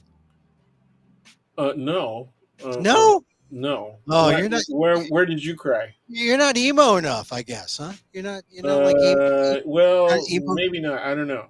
Emo. I am not. I've never been told that I'm not emo enough, but it's cool. I cried when they played the January 6th film, and I saw, because you watch a convention and it's all about rah rah democracy, right? And then they show that, and you see that, and it's just Yeah, the sad. contradiction is so absolute. For me, it did make me very sad. So I think I was emoting in the direction that might cause me to cry. But yeah, it Yeah. made me very sad. But what made me sad about it was not just re-witnessing the violence again. It Mm. was also the way that the Republican Party has tried to whitewash it completely. Oh, that And that, that that that's that sad. made me even sadder. Right? Is that they're so irresponsible that they can't even criticize that because That they see that as that's their base. Yeah. They really believe that their pro-Trump base needs to hear them, uh, rectify that action Yeah. as a brave display of patriotism. Well, I just saw myself crying for our country, crying for not necessarily because of the violence, but just seeing it play out in that little 2-minute clip, and then Yeah, with the punchline that Donald Trump will, because of the they're latest Supreme heroes. Court, he will Yeah, never he's be going held to pardon accountable. them. He's going to pardon them. Well, I'm not talking about the rioters. I'm talking about Trump. Yeah, Trump yeah. will never be held accountable Oh, okay. because of the Supreme Court ruling that said, yeah, if it's within Well, his official see, that's another duties, place he's where they're going to immune. be able to. That's another place they're going to be able to attack the Democrats. Is the Democrats are use language that makes it sound as though he could not be as long as he's doing something under the cover of official governmental act, right? Right, right. And but that's not entirely true. He could still be held responsible. He cannot, they have said they have made it possible for people to argue that it was an official governmental act, but and Oh, you so mean that the, even though it might be considered criminal, right, if it you mean the wasn't done Supreme by the Court? president, yes, Yeah. the Supreme Court has said that, and they've given them room to make that argument. The question is whether or not the Supreme Court would actually rule in favor of what they have now given the permission to be made, right? The argument to be made. And Ah, so that's really where it lies. And all Trump wants to do and all the Republican Party wants to do is get those cases to the Supreme Court. That's what they really want. yeah, Okay? yeah. And Well, or they want to win first, so they can get rid of the cases. But they also, you know, yeah, but they if they, can't get rid of the state cases. yeah. Well, then they and some of the New York case, the 34 convictions, some of that could be Yeah, it could be argued. they could bring it down to like 18, 18 Yeah. felonies. Right. It You know, won't be and 34. I don't really This, care. I don't really care if they get it down to 5. I'll still yeah. So Yeah. do time on the 5, dude. Yeah. Yeah. Instead of 34, it might be 17 because he's a half-ass convict. He's a That's half-ass right. convict. That's right. That's right. He's only So Dan, all right. So Walls was okay. We both liked him. he's good. Yeah, no, He's I like him. I think he brings what he needs to bring to the campaign. I think the Midwesterner thing is obvious. I mean, we had that conversation a yeah. couple of sessions ago, Yeah. right? Well, And Walls is you said he why? was What should they pick? And I said, well, my favorite is Shapiro, and you said Roy Cooper, and I said, yeah. well, they need somebody from the Midwest. If you follow the Yeah. regional thing and all that. But I think he's good not just because he's from the Midwest. I think he's good because he brings a kind of character, right, He's the to the game. coach. He's the coach. He's the guy, and he's done some pretty. In his speech, he talked about being the 40-something, no political experience, no money, Right. a Democrat running in a red district. Oh yeah, and why did And he he got run? Because reelected, yeah, a couple of times, right? yeah, And he's still popular in that district. and I he you only know, ran. his Yeah, value scale is really good. His uh, the dynamics of his relationship with his family yeah, and their interactions with the Harris family. yeah, I mean, it was a beautiful thing to watch. It yeah, was what struck me was it was really genuine, yeah. and that people didn't mind being that expressive and open about it. You know, they were Tim happy. Tim Walls is the good white man. He's the good white man. He's the white man we want. And there was a piece in Politico that said black women like Tim Walls. He's the good white man. You know, it's freaking true. So it is that, is it is true. this is the white guy I want. This is a white guy I can live with. Tim Walls. You Well, know? I mean, he was I know how he feels when he said, he decided to be the faculty sponsor Yeah. Oh yeah. For LGBTQ. Yeah. yeah, for Gay and Straights Alliance, I think they called it. Yeah. P flag, I guess. Yeah, Yeah. but Yeah. it was, I know how he felt. I've been asked to support groups like that when it wasn't when it might have been risky career wise, right? To do things like that, but All right. Now, uh, just people forget that it was not, you know, it was not. People still look down on the notion of gay marriage, right? yeah. And it was a third rail. If you were in favor of gay marriage, remember when Newsom did that? Oh yeah. The way Yeah. he announced it, I thought was pasty. It was really not well done. He said, "Whether you like it or not," Yeah. And I Yeah. thought, no, that wasn't the way to do it, man. Should have been. Yeah. I mean, but here's the thing. I mean, it's a good thing Walls was a public school teacher, because if he Yeah. was like a Catholic priest or something like that, he'd probably say, "Well, hey, here's some. This is like going to Grinder. Yeah. P flag. No, Having a he's really good for the job. Very genuine. You know, uh, yeah. well spoken. Uh, I like Tim Walls. I like he's Tim Walls. well, he's obviously polite, but I'm sure he's got a side where he gets a little salty. But I mean, the president Yeah. got saltier than him. Two presidents got salty, man. Yeah. Obama with his size joke. Oh, crowd size. Oh yeah. Crowd size. Oh, what Yeah, I what thought did I thought he went a little too big though. oh look, hey, our size is growing. We've got about at least five people listening. So as far as Trump goes, we're growing. We're growing. I don't know, That's in did, did you hundreds. watch any of the reaction on Fox to Obama's joke? I mean, Nah, they had a I tough don't. time handling it, man. I don't pay attention. I Some mean, of I the tried. women were funny. They were funny as hell. The women were actually funny. I mean, some of them were really funny. I mean, it wasn't their usual panels, right? Those Yeah. those people are fools, but it was Well, some of their guest speakers and other members of the Republican Party. yeah. I Uh, I uh, I just was really glued to this. I'm kind of sad I didn't go, but I'm happy because you could be everywhere and anywhere, moving around from the yeah, comfort of your home.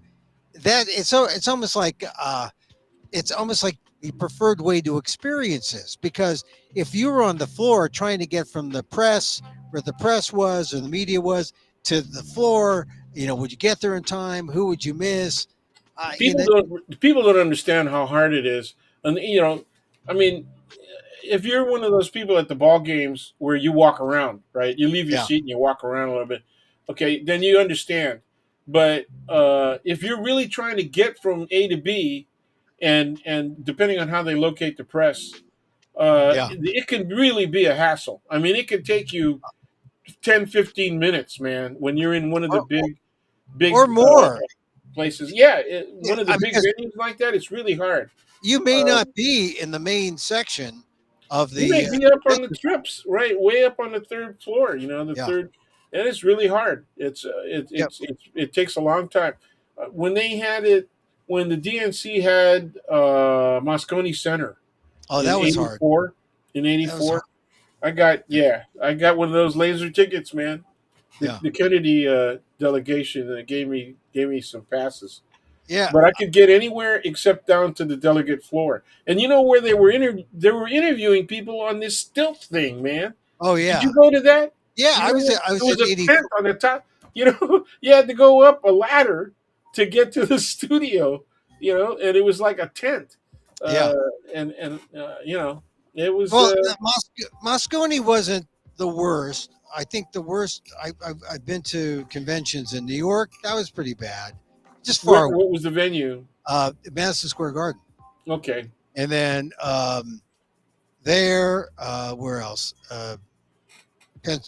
Philadelphia, uh, Texas. I was in Houston, the Astrodome. So I just know that when you cover these things, it's such a hassle that you need a team. You need like one Yeah. guy here, and then you can like walkie talkie, or Well, that's the way they were all. That's the way CNN and MSP and handled it. You know. yeah, and but if you're one guy trying to cover it, very tough. Anyway, so I'm glad I was here watching, and all right. So we talked about Walls. There's really nothing to say about RFK Jr. His family has He's just a disowned him. he's a rank opportunist. He's an obviously rank opportunist, right? Yeah, And he's going to yeah. carry. Is he? Well, the question is he going to help Trump? A lot of people chose Kennedy over Trump. So Yeah, those people will go back to Trump. But a lot of people who were in the middle but don't like Trump, they're going to go to Harris or stay home. So I that's right. think it might help them a little bit, but it most of the polls that were taken when it was Trump and Biden, and now it's Right. Trump and Harris. And so who knows? Who knows? We'll see. We'll see in the newer polling exactly how it helps. And if it helps him, if it helps Trump 1 or 2 points, that may be enough to do it. But that means that Harris has to like pull ahead by a lot, Yeah. by a lot. So that I mean, because this is the thing about Hillary. Hillary, I mean, I remember them saying this during the time. Why isn't Hillary Clinton going to Wisconsin? Why isn't she going to some of these blue wall states? Yeah. Because There was a pattern that unfortunately the Democrats developed in the '80s, right, where they thought the cities were the thing, and that pattern started to develop when they made deals with the Republicans on how they were going to do gerrymandering. oh yeah. And See, so, that's the thing. The gerrymandering in the districts, it does determine. It does have an impact on all these other things that you do yeah, politically, and yeah, so yeah, I can see that. it But was but stupid. What the Democrats did and the deals they made were really stupid because it really made several states absolutely red. There was yeah, just no way that you were going to successfully run anybody except on a maybe an isolated district by district basis. But yeah, there's no way that you're going to win over that state. That was crazy on their yeah, part. You know. yeah. So Dan, I think we should wrap it up. Oh yeah, absolutely. And but I appreciate you coming on and talking to us here, and to our like handful of um, Amelophiles uh, who Files. are here. I don't know. Oh, Juanita Wilson was on. Yeah, Juanita was here. But She As says I she says good afternoon to you, but she's not saying good afternoon to me, man. maybe I you think didn't come. maybe You didn't I come was too on yet. strong on you, man. I guess she No, no, didn't like my crits of the no. speech. It's I welcome the critique. It made me think about, well, what is it about? Uh, I was complimentary about the speech because I thought, as a point of rhetoric, it really does get to the point that will that where people will either go with her or go against her, and it's how you feel about her as a person of color. Unfortunately, we're not that far along, and if you see how Donald Trump has really forged I MAGA think his well, the base. more he does that, the better I like it. I think there's a lot of white folks who may never have had much interaction with black people or Indian Americans, right? And but just from not wanting to be racist, right? Yeah, You mhm. I Yeah. think I there's a mean, lot of he's going to turn off a lot of people. yeah. Well, because we are in a different time where, darn, here's a successful black person, here's a successful Indian person, daughter of immigrants running Sure. for president. I mean, Well, that really hasn't sunk in. That you really know, hasn't sunk in with people. when in the '70s and '80s, when they were still admitting, the immigration policy was preferential towards people, scientists and medical professionals. Remember that? And Yeah, that's the answer in part to the question: why are there so many Filipino nurses, right? Right. Um, but Yeah. along with the Filipino nurses, there's Filipino doctors, Filipino pharmacists, right, dentists, etc. Right. And it wasn't just Filipinos, and so two things, two characteristics for how they wanted to admit people. One of them was English skills. So, which are the three types of immigrants that had high educations, right, with qualifying universities and colleges, where English was the medium of instruction? Yeah. And the answer was Hong Kong, India, And the and the Philippines. Philippines. Yeah. Okay, and then you could throw in Malaysia, right? A couple other Yeah. places as well. So So, it in makes terms sense. of large populations, those were the three large populations. Now, Yeah. when they got here, where were people short on doctors and nurses and medical professionals? It was in the lesser populated, less industrial, less urban states. Like Rust what? Name Belt, one. West Virginia. Yeah. Oh, and they also Okay. went to Illinois too. Yeah. Yeah, well, Illinois. Chicago though it would be the suburbs and the rural areas, Yeah. right? Because Chicago already had a lot of Filipinos. You But know, yeah, but in the they, 60s, I they, would they think, sent them to Detroit too. Okay, yeah. so other uh, underpopulated places where they didn't have enough medical professionals.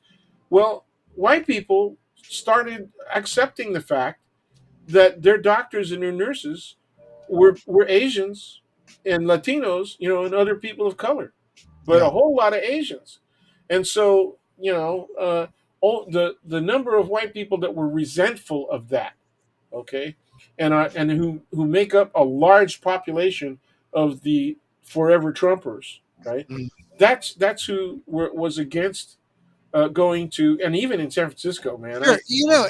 And because our lives have changed and because it's really the census, it's really the diversity within, our, our society. Um, we're becoming the headline of the 2020 census is America is blacker, browner, darker, right, than ever. And that trend, you know, th- which was first noticed in 1989, it is now a thing when Kamala Harris is up there as the Democratic standard bearer. Well, I think you're right that in terms of actual demographic change, it was noticed because the media started attention to the issue in the late '80s. You're right, Yeah, especially when 89. yeah, well, because of the census, yeah, and people were talking about the mixed race, mixed ethnicity categories. Yeah, So, but in the late '70s and the early '80s, it was about how minorities were becoming we're gaining advantages by being admitted to major universities. right. That's the affirmative action thing. And it was yeah, and it was and then they looked at Asians and they said there are more Asians are being admitted to these big institutions, these prime institutions, in greater numbers, right, than their percentage of population in the general society. So we were less than 6% of the general population, but we were 30%, 35% of the population at Berkeley, at UCLA, right? Yeah, Okay. right. Stanford never even had an affirmative action program for Asians because Yeah, they said they don't need it. They're gaining entrance to the institution as regular admittees. right. They were Well, completely competitive.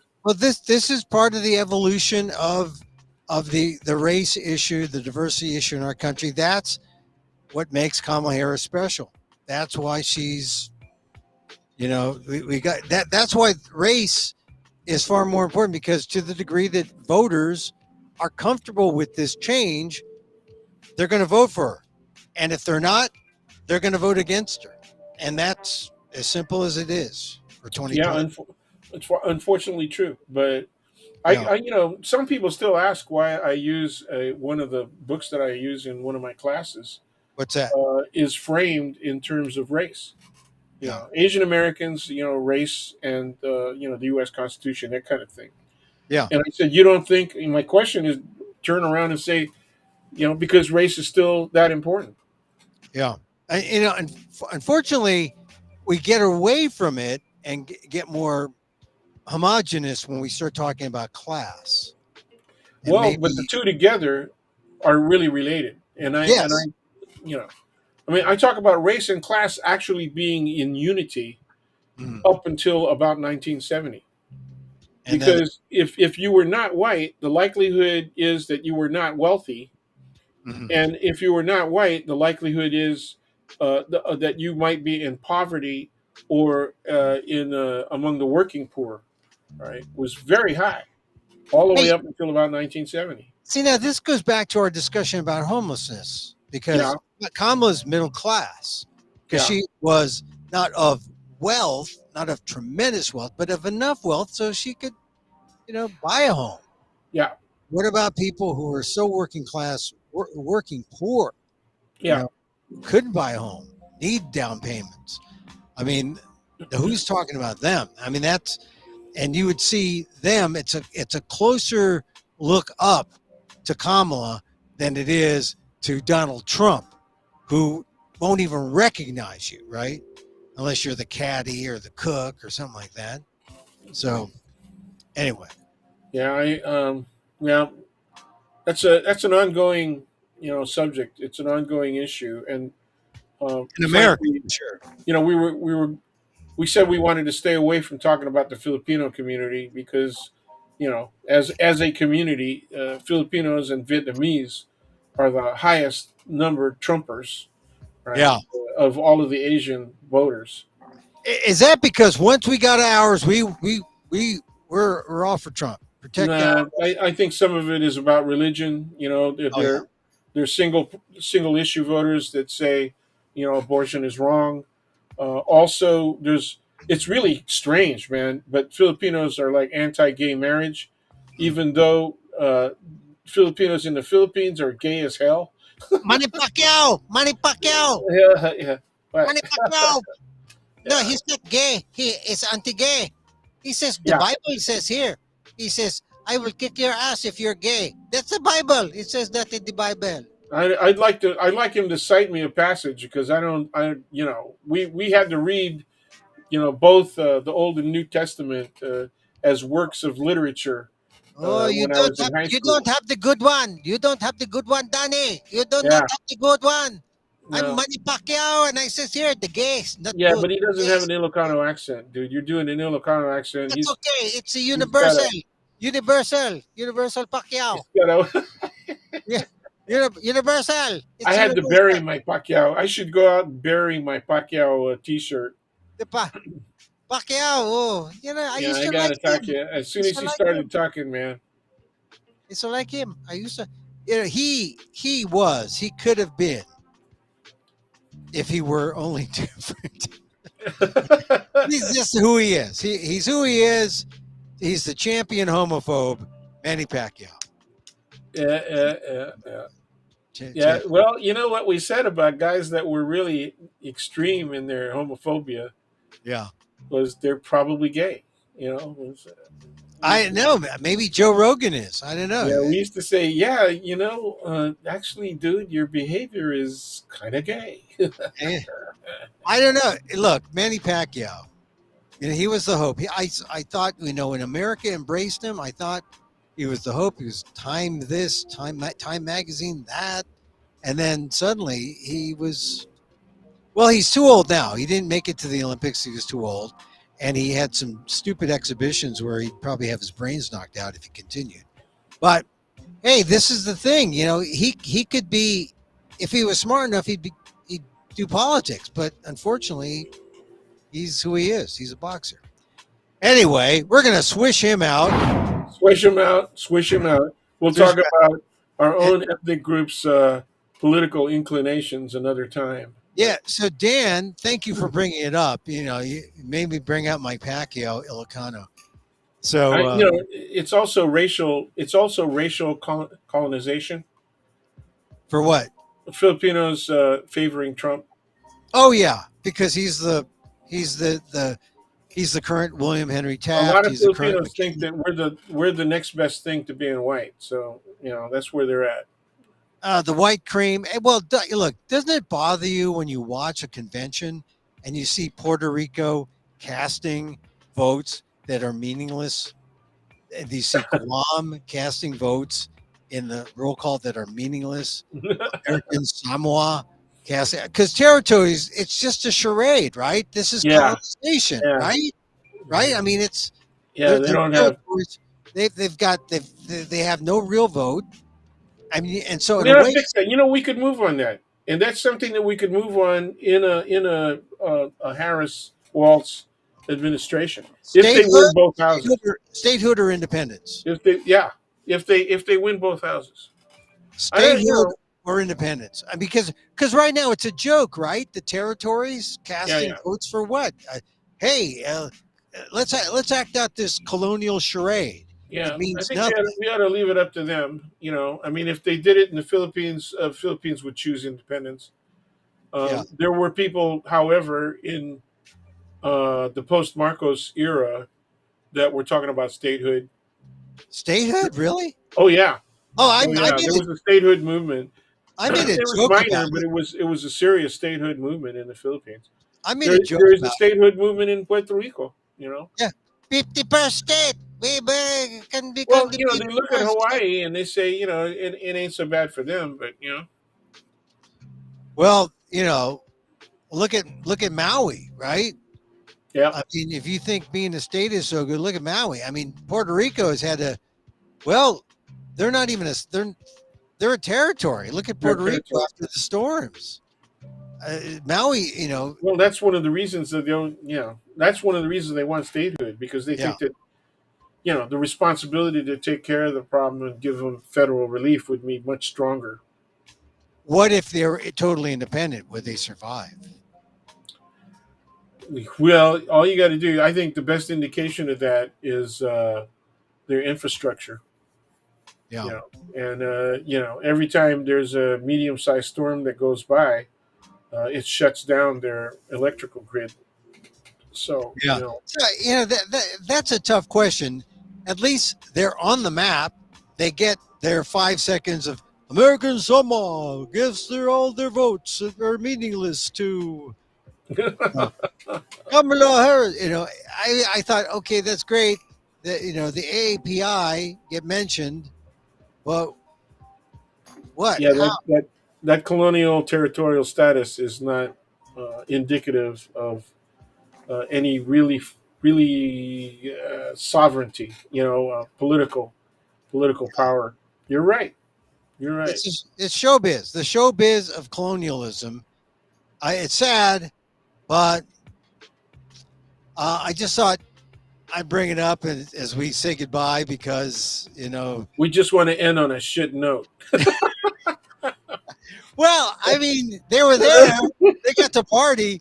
Yeah, there was an interesting story. Yeah, but I know you made a great point. I mean, and we went there because we were starting to talk about how Filipinos and Vietnamese vote and what is Yeah, it that makes them want to vote for Trump, even at this late stage of the game, right? yeah, yeah. And I think they a lot of it is they don't have a full understanding of what's going on. I remember, when I guess it was the first Bush administration, Mm, um, and and no, it was still Reagan. Reagan was still in, and because it was around the time of the DNC here in San Francisco, mm.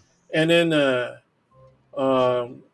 there was a Republican group, right, that was part of. Remember when FAPA, Oh the yeah, yeah, Filipino I remember American, that. and they were trying to meet. They were trying to be bipartisan and all that, right? Yeah, And one of the Republicans, an insurance guy, said, you guys keep wanting to donate money to the Democrats, and they're losing. They're losing all the time. They lost this first election, and now they lost another one. In '84, and mm, so how are you going to get anywhere if you keep supporting a party that keeps losing, right?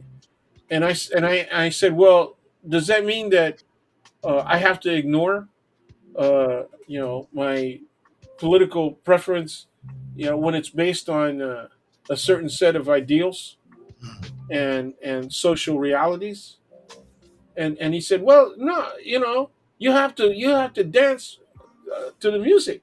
If they're the ones that are in power, that's where you go, and that really is a lot of people. Yeah, yeah. Well, You know, they're the current Trumpers. The that's current it. Trumpers who will look aside convictions, look That's aside right. lies, The look guys are aside they're gonna the believe that he's a pathological. winner. Well, you know, they gotta quit watching those channels and Yeah, you know, checking out Truth Social. But Truth Social's really been funny lately, man. It's I worth it. I'm on it, but I don't go. I mean, I subscribe or just to check to see, what. Yeah, you what gotta check in. Yeah, you but gotta see what he's I saying. don't, I don't play, but It's still, really yeah. Well, I don't even play with Facebook that much. I just I put don't your play. stuff up. I don't play with Your Facebook. stuff is going up on my Facebook right now on my Yeah. account, and it's going up on my X account too right now. Oh, really? Really? Oh, that's Yeah. good. That's good. No, All right. I do that all the time. Yeah. Well, And for some reason I get people who still want to they're asking, you know, for me to friend them. And yeah. so yeah, Well, it's Dan, uh, let's end this for today. We'll repeat it throughout the week, but I want to thank you for being part of Emil well, and thanks for Mike's having me weekend. on. You know, obviously we differ on the importance of the speech. We agree that the speech was tremendous Mm. achievement.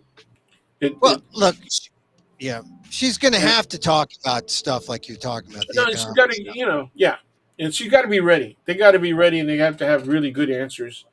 You know, I'd like to see how they're going to handle it, but you know, we'll see. She'll be all right. Look, I think she got this. She had to get this far. She is now. She's got to get through the debate through September. October we'll have the surprise October Libra party for all the Libras, Right, and then right. November we vote. So That's all right, right. okay, Yeah. all Well, right, you know, all right, I'm Dan. gonna. Okay. Thank you. Thank you, Dan. Everybody, enjoy your weekend, Yeah, Daniel. and yeah, we'll see you later next week, man. Okay, all right, there he goes. Daniel Phil Gonzalez, my friend, College of Ethnic Studies. There he goes, my friend, College of Ethnic Studies, Asian American Studies, Professor Emeritus, San Francisco State University. Get all the bona fides in there. So he got me. He said, "Oh, you were overly complimentary." That's like, hey, I'm not her PR. I like her. This is important that she talks about race. It's, oh well, what about her economic plans? She, how pragmatic is she? Well, she, I, we aren't even close to getting things passed. Not even close to getting things through some kind of, you know, legislative machine compromise. Who knows? I mean, ideally, she wants an economic plan that helps everybody. And ideally, she wants to help the middle class, not the working class. And the Times, New York Times, has put out something today saying, well, this is what we know. She's probably going to be like Biden, raise corporate tax at 28% from 21. Okay, that's a start. Well, we know that. What happens, though, is that it really does paint Kamala Biden together still. And while she wants some of Thank You, Joe, she wants to be her own person because the Republicans are ready to attack Biden Harris. And she's saying, well, I'm different. I'm just Harris Walls. And I'm Indian black. So deal with that. So I think that's what she's trying to do. I don't know. Maybe I'm just, I'm excited about what's happening with Kamala because I'm going to be in Sacramento on Wednesday at an ethnic media event, a big, small I'm doing a MC thing for an award ceremony, and the ethnic media will be there, and I think it's important because this is an ethnic media time. Because as much as you see people of color covered in mainstream papers, it doesn't go deep in the weeds like the ethnic media. That's why you need ethnic media. Because you'll get like 3 inches in the mainstream, maybe. maybe an occasional feature. You'll go deep in it, in the ethnic media. And so I'm looking forward to next week for me. Happy to see that Kamala has gotten through last week. And let's see what happens this week. Let's see what happens this coming week. Because Trump is going to, they'll be preparing for the big debate. That's the thing we're going to talk about next time. I'm sure. I'm sure of that. All right. We need our wipe. Thank you very much for being here. This makes up for not being here yesterday.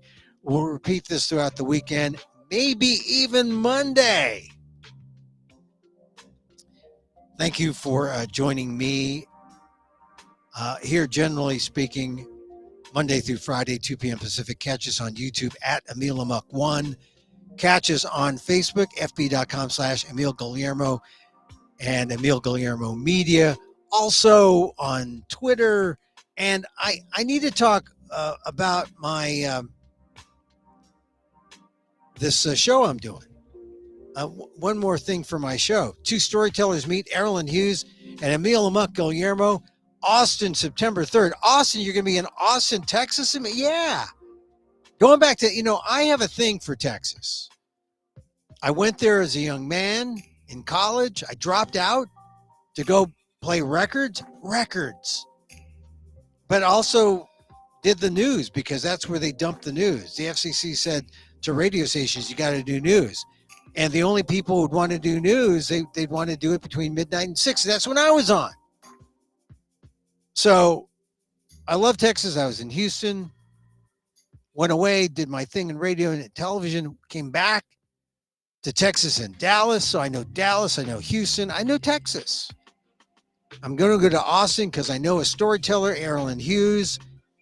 We met in a Mike Daisey story studio class. And we thought, wouldn't it be neat if after these Zoom sessions that we just get together and tell stories live in person in Austin? I said, okay, let's do it. So I'm there. It should be fun. Austin, Unity Church of Austin, September 3rd. Go to Eventbrite, EVENTBRITE, eventbrite.com. Check it out, September 3rd. Tickets a donation, $25. Hey, free parking. That's something. Show up. Erlen sold some tickets. I have like one ticket sold on my behalf, but pick up tickets at Eventbrite. Come see it. It's a storytelling show. We talk about the enduring power of story. And you know what? That was one of the things that was in Kamala Harris's thing. The enduring power of story. There was one thing in particular that really got me. It was the clothes. It was her clothes. And she says, and it was really kind of striking, the clothes. She says, it's like she's on a roll and she's ending up. She says, we are the heirs to the greatest democracy in the history of the world. And so on behalf of our children and our grandchildren and all those who sacrifice so dearly for our freedom and liberty, we must be worthy of the moment. The moment is here. And then she said, she ended with this feeling of light. If Trump is all darkness, this is all light. And she urged us all to show our optimism and faith, to fight for this country we love, to fight for the ideals we cherish, and to uphold the awesome responsibility that comes with the greatest privilege on earth, the privilege and pride of being an American. Oh my God, who but a daughter of immigrants would be so humble as to say, this is the American privilege? Got me. So let's get out. Let's get out there, she said. Let's fight for it. Let's get out there. Let's vote for it. And together, let us write the next great chapter in the most extraordinary story ever told. the most extraordinary story ever told. Oh my God. She's talking about American democracy. I've heard it so long, referred to as the great experiment, but no, it's the extraordinary story. And it's ours to tell. The next chapter is in our hands. That got me about Kamala's speech. The extraordinary story. We're storytellers. We live in American democracy. We're storytellers. Darn it. That's why storytelling is important. That's why I'm doing the show September 3rd, Errol Hughes and I, talking about the power of strangers getting together. Because that's the thing about this democracy. We're strangers. How many times has that come across in all the speech? We don't talk to each other. Obama said it. Michelle Obama, Barack Obama, they both said it. We got to help one another. That's the power of storytelling. So, catch it. Tickets, eventbrite.com. eventbrite.com. It's in Austin. I'm going to Austin. September 3rd, day after Labor Day, 7 o'clock. Me and Errol Hughes telling stories about the power of storytelling in our democracy. For goodness sakes. Yes, our democracy. Let's wish it out. Hey, thanks again. God, 2.5 hours you've been here. You can just put this on a loop and listen to it over and over if you missed some earlier parts. We like to close with a little meditation. Meditation has helped me. It has helped me. Kept me from punching that guy in the face. I mean, it does. It does. Resets my values. No violence, just peace. Work with others. Be nice. Being nice. It's hard. Unless you infuse it with love, right? It's love. That's what we're after, infusing it with love. And so, as I wish for me, I wish for you. May you be safe. May you be happy. May you be healthy. And may you live with ease. Emil Guillermo here. Till next time. Mahal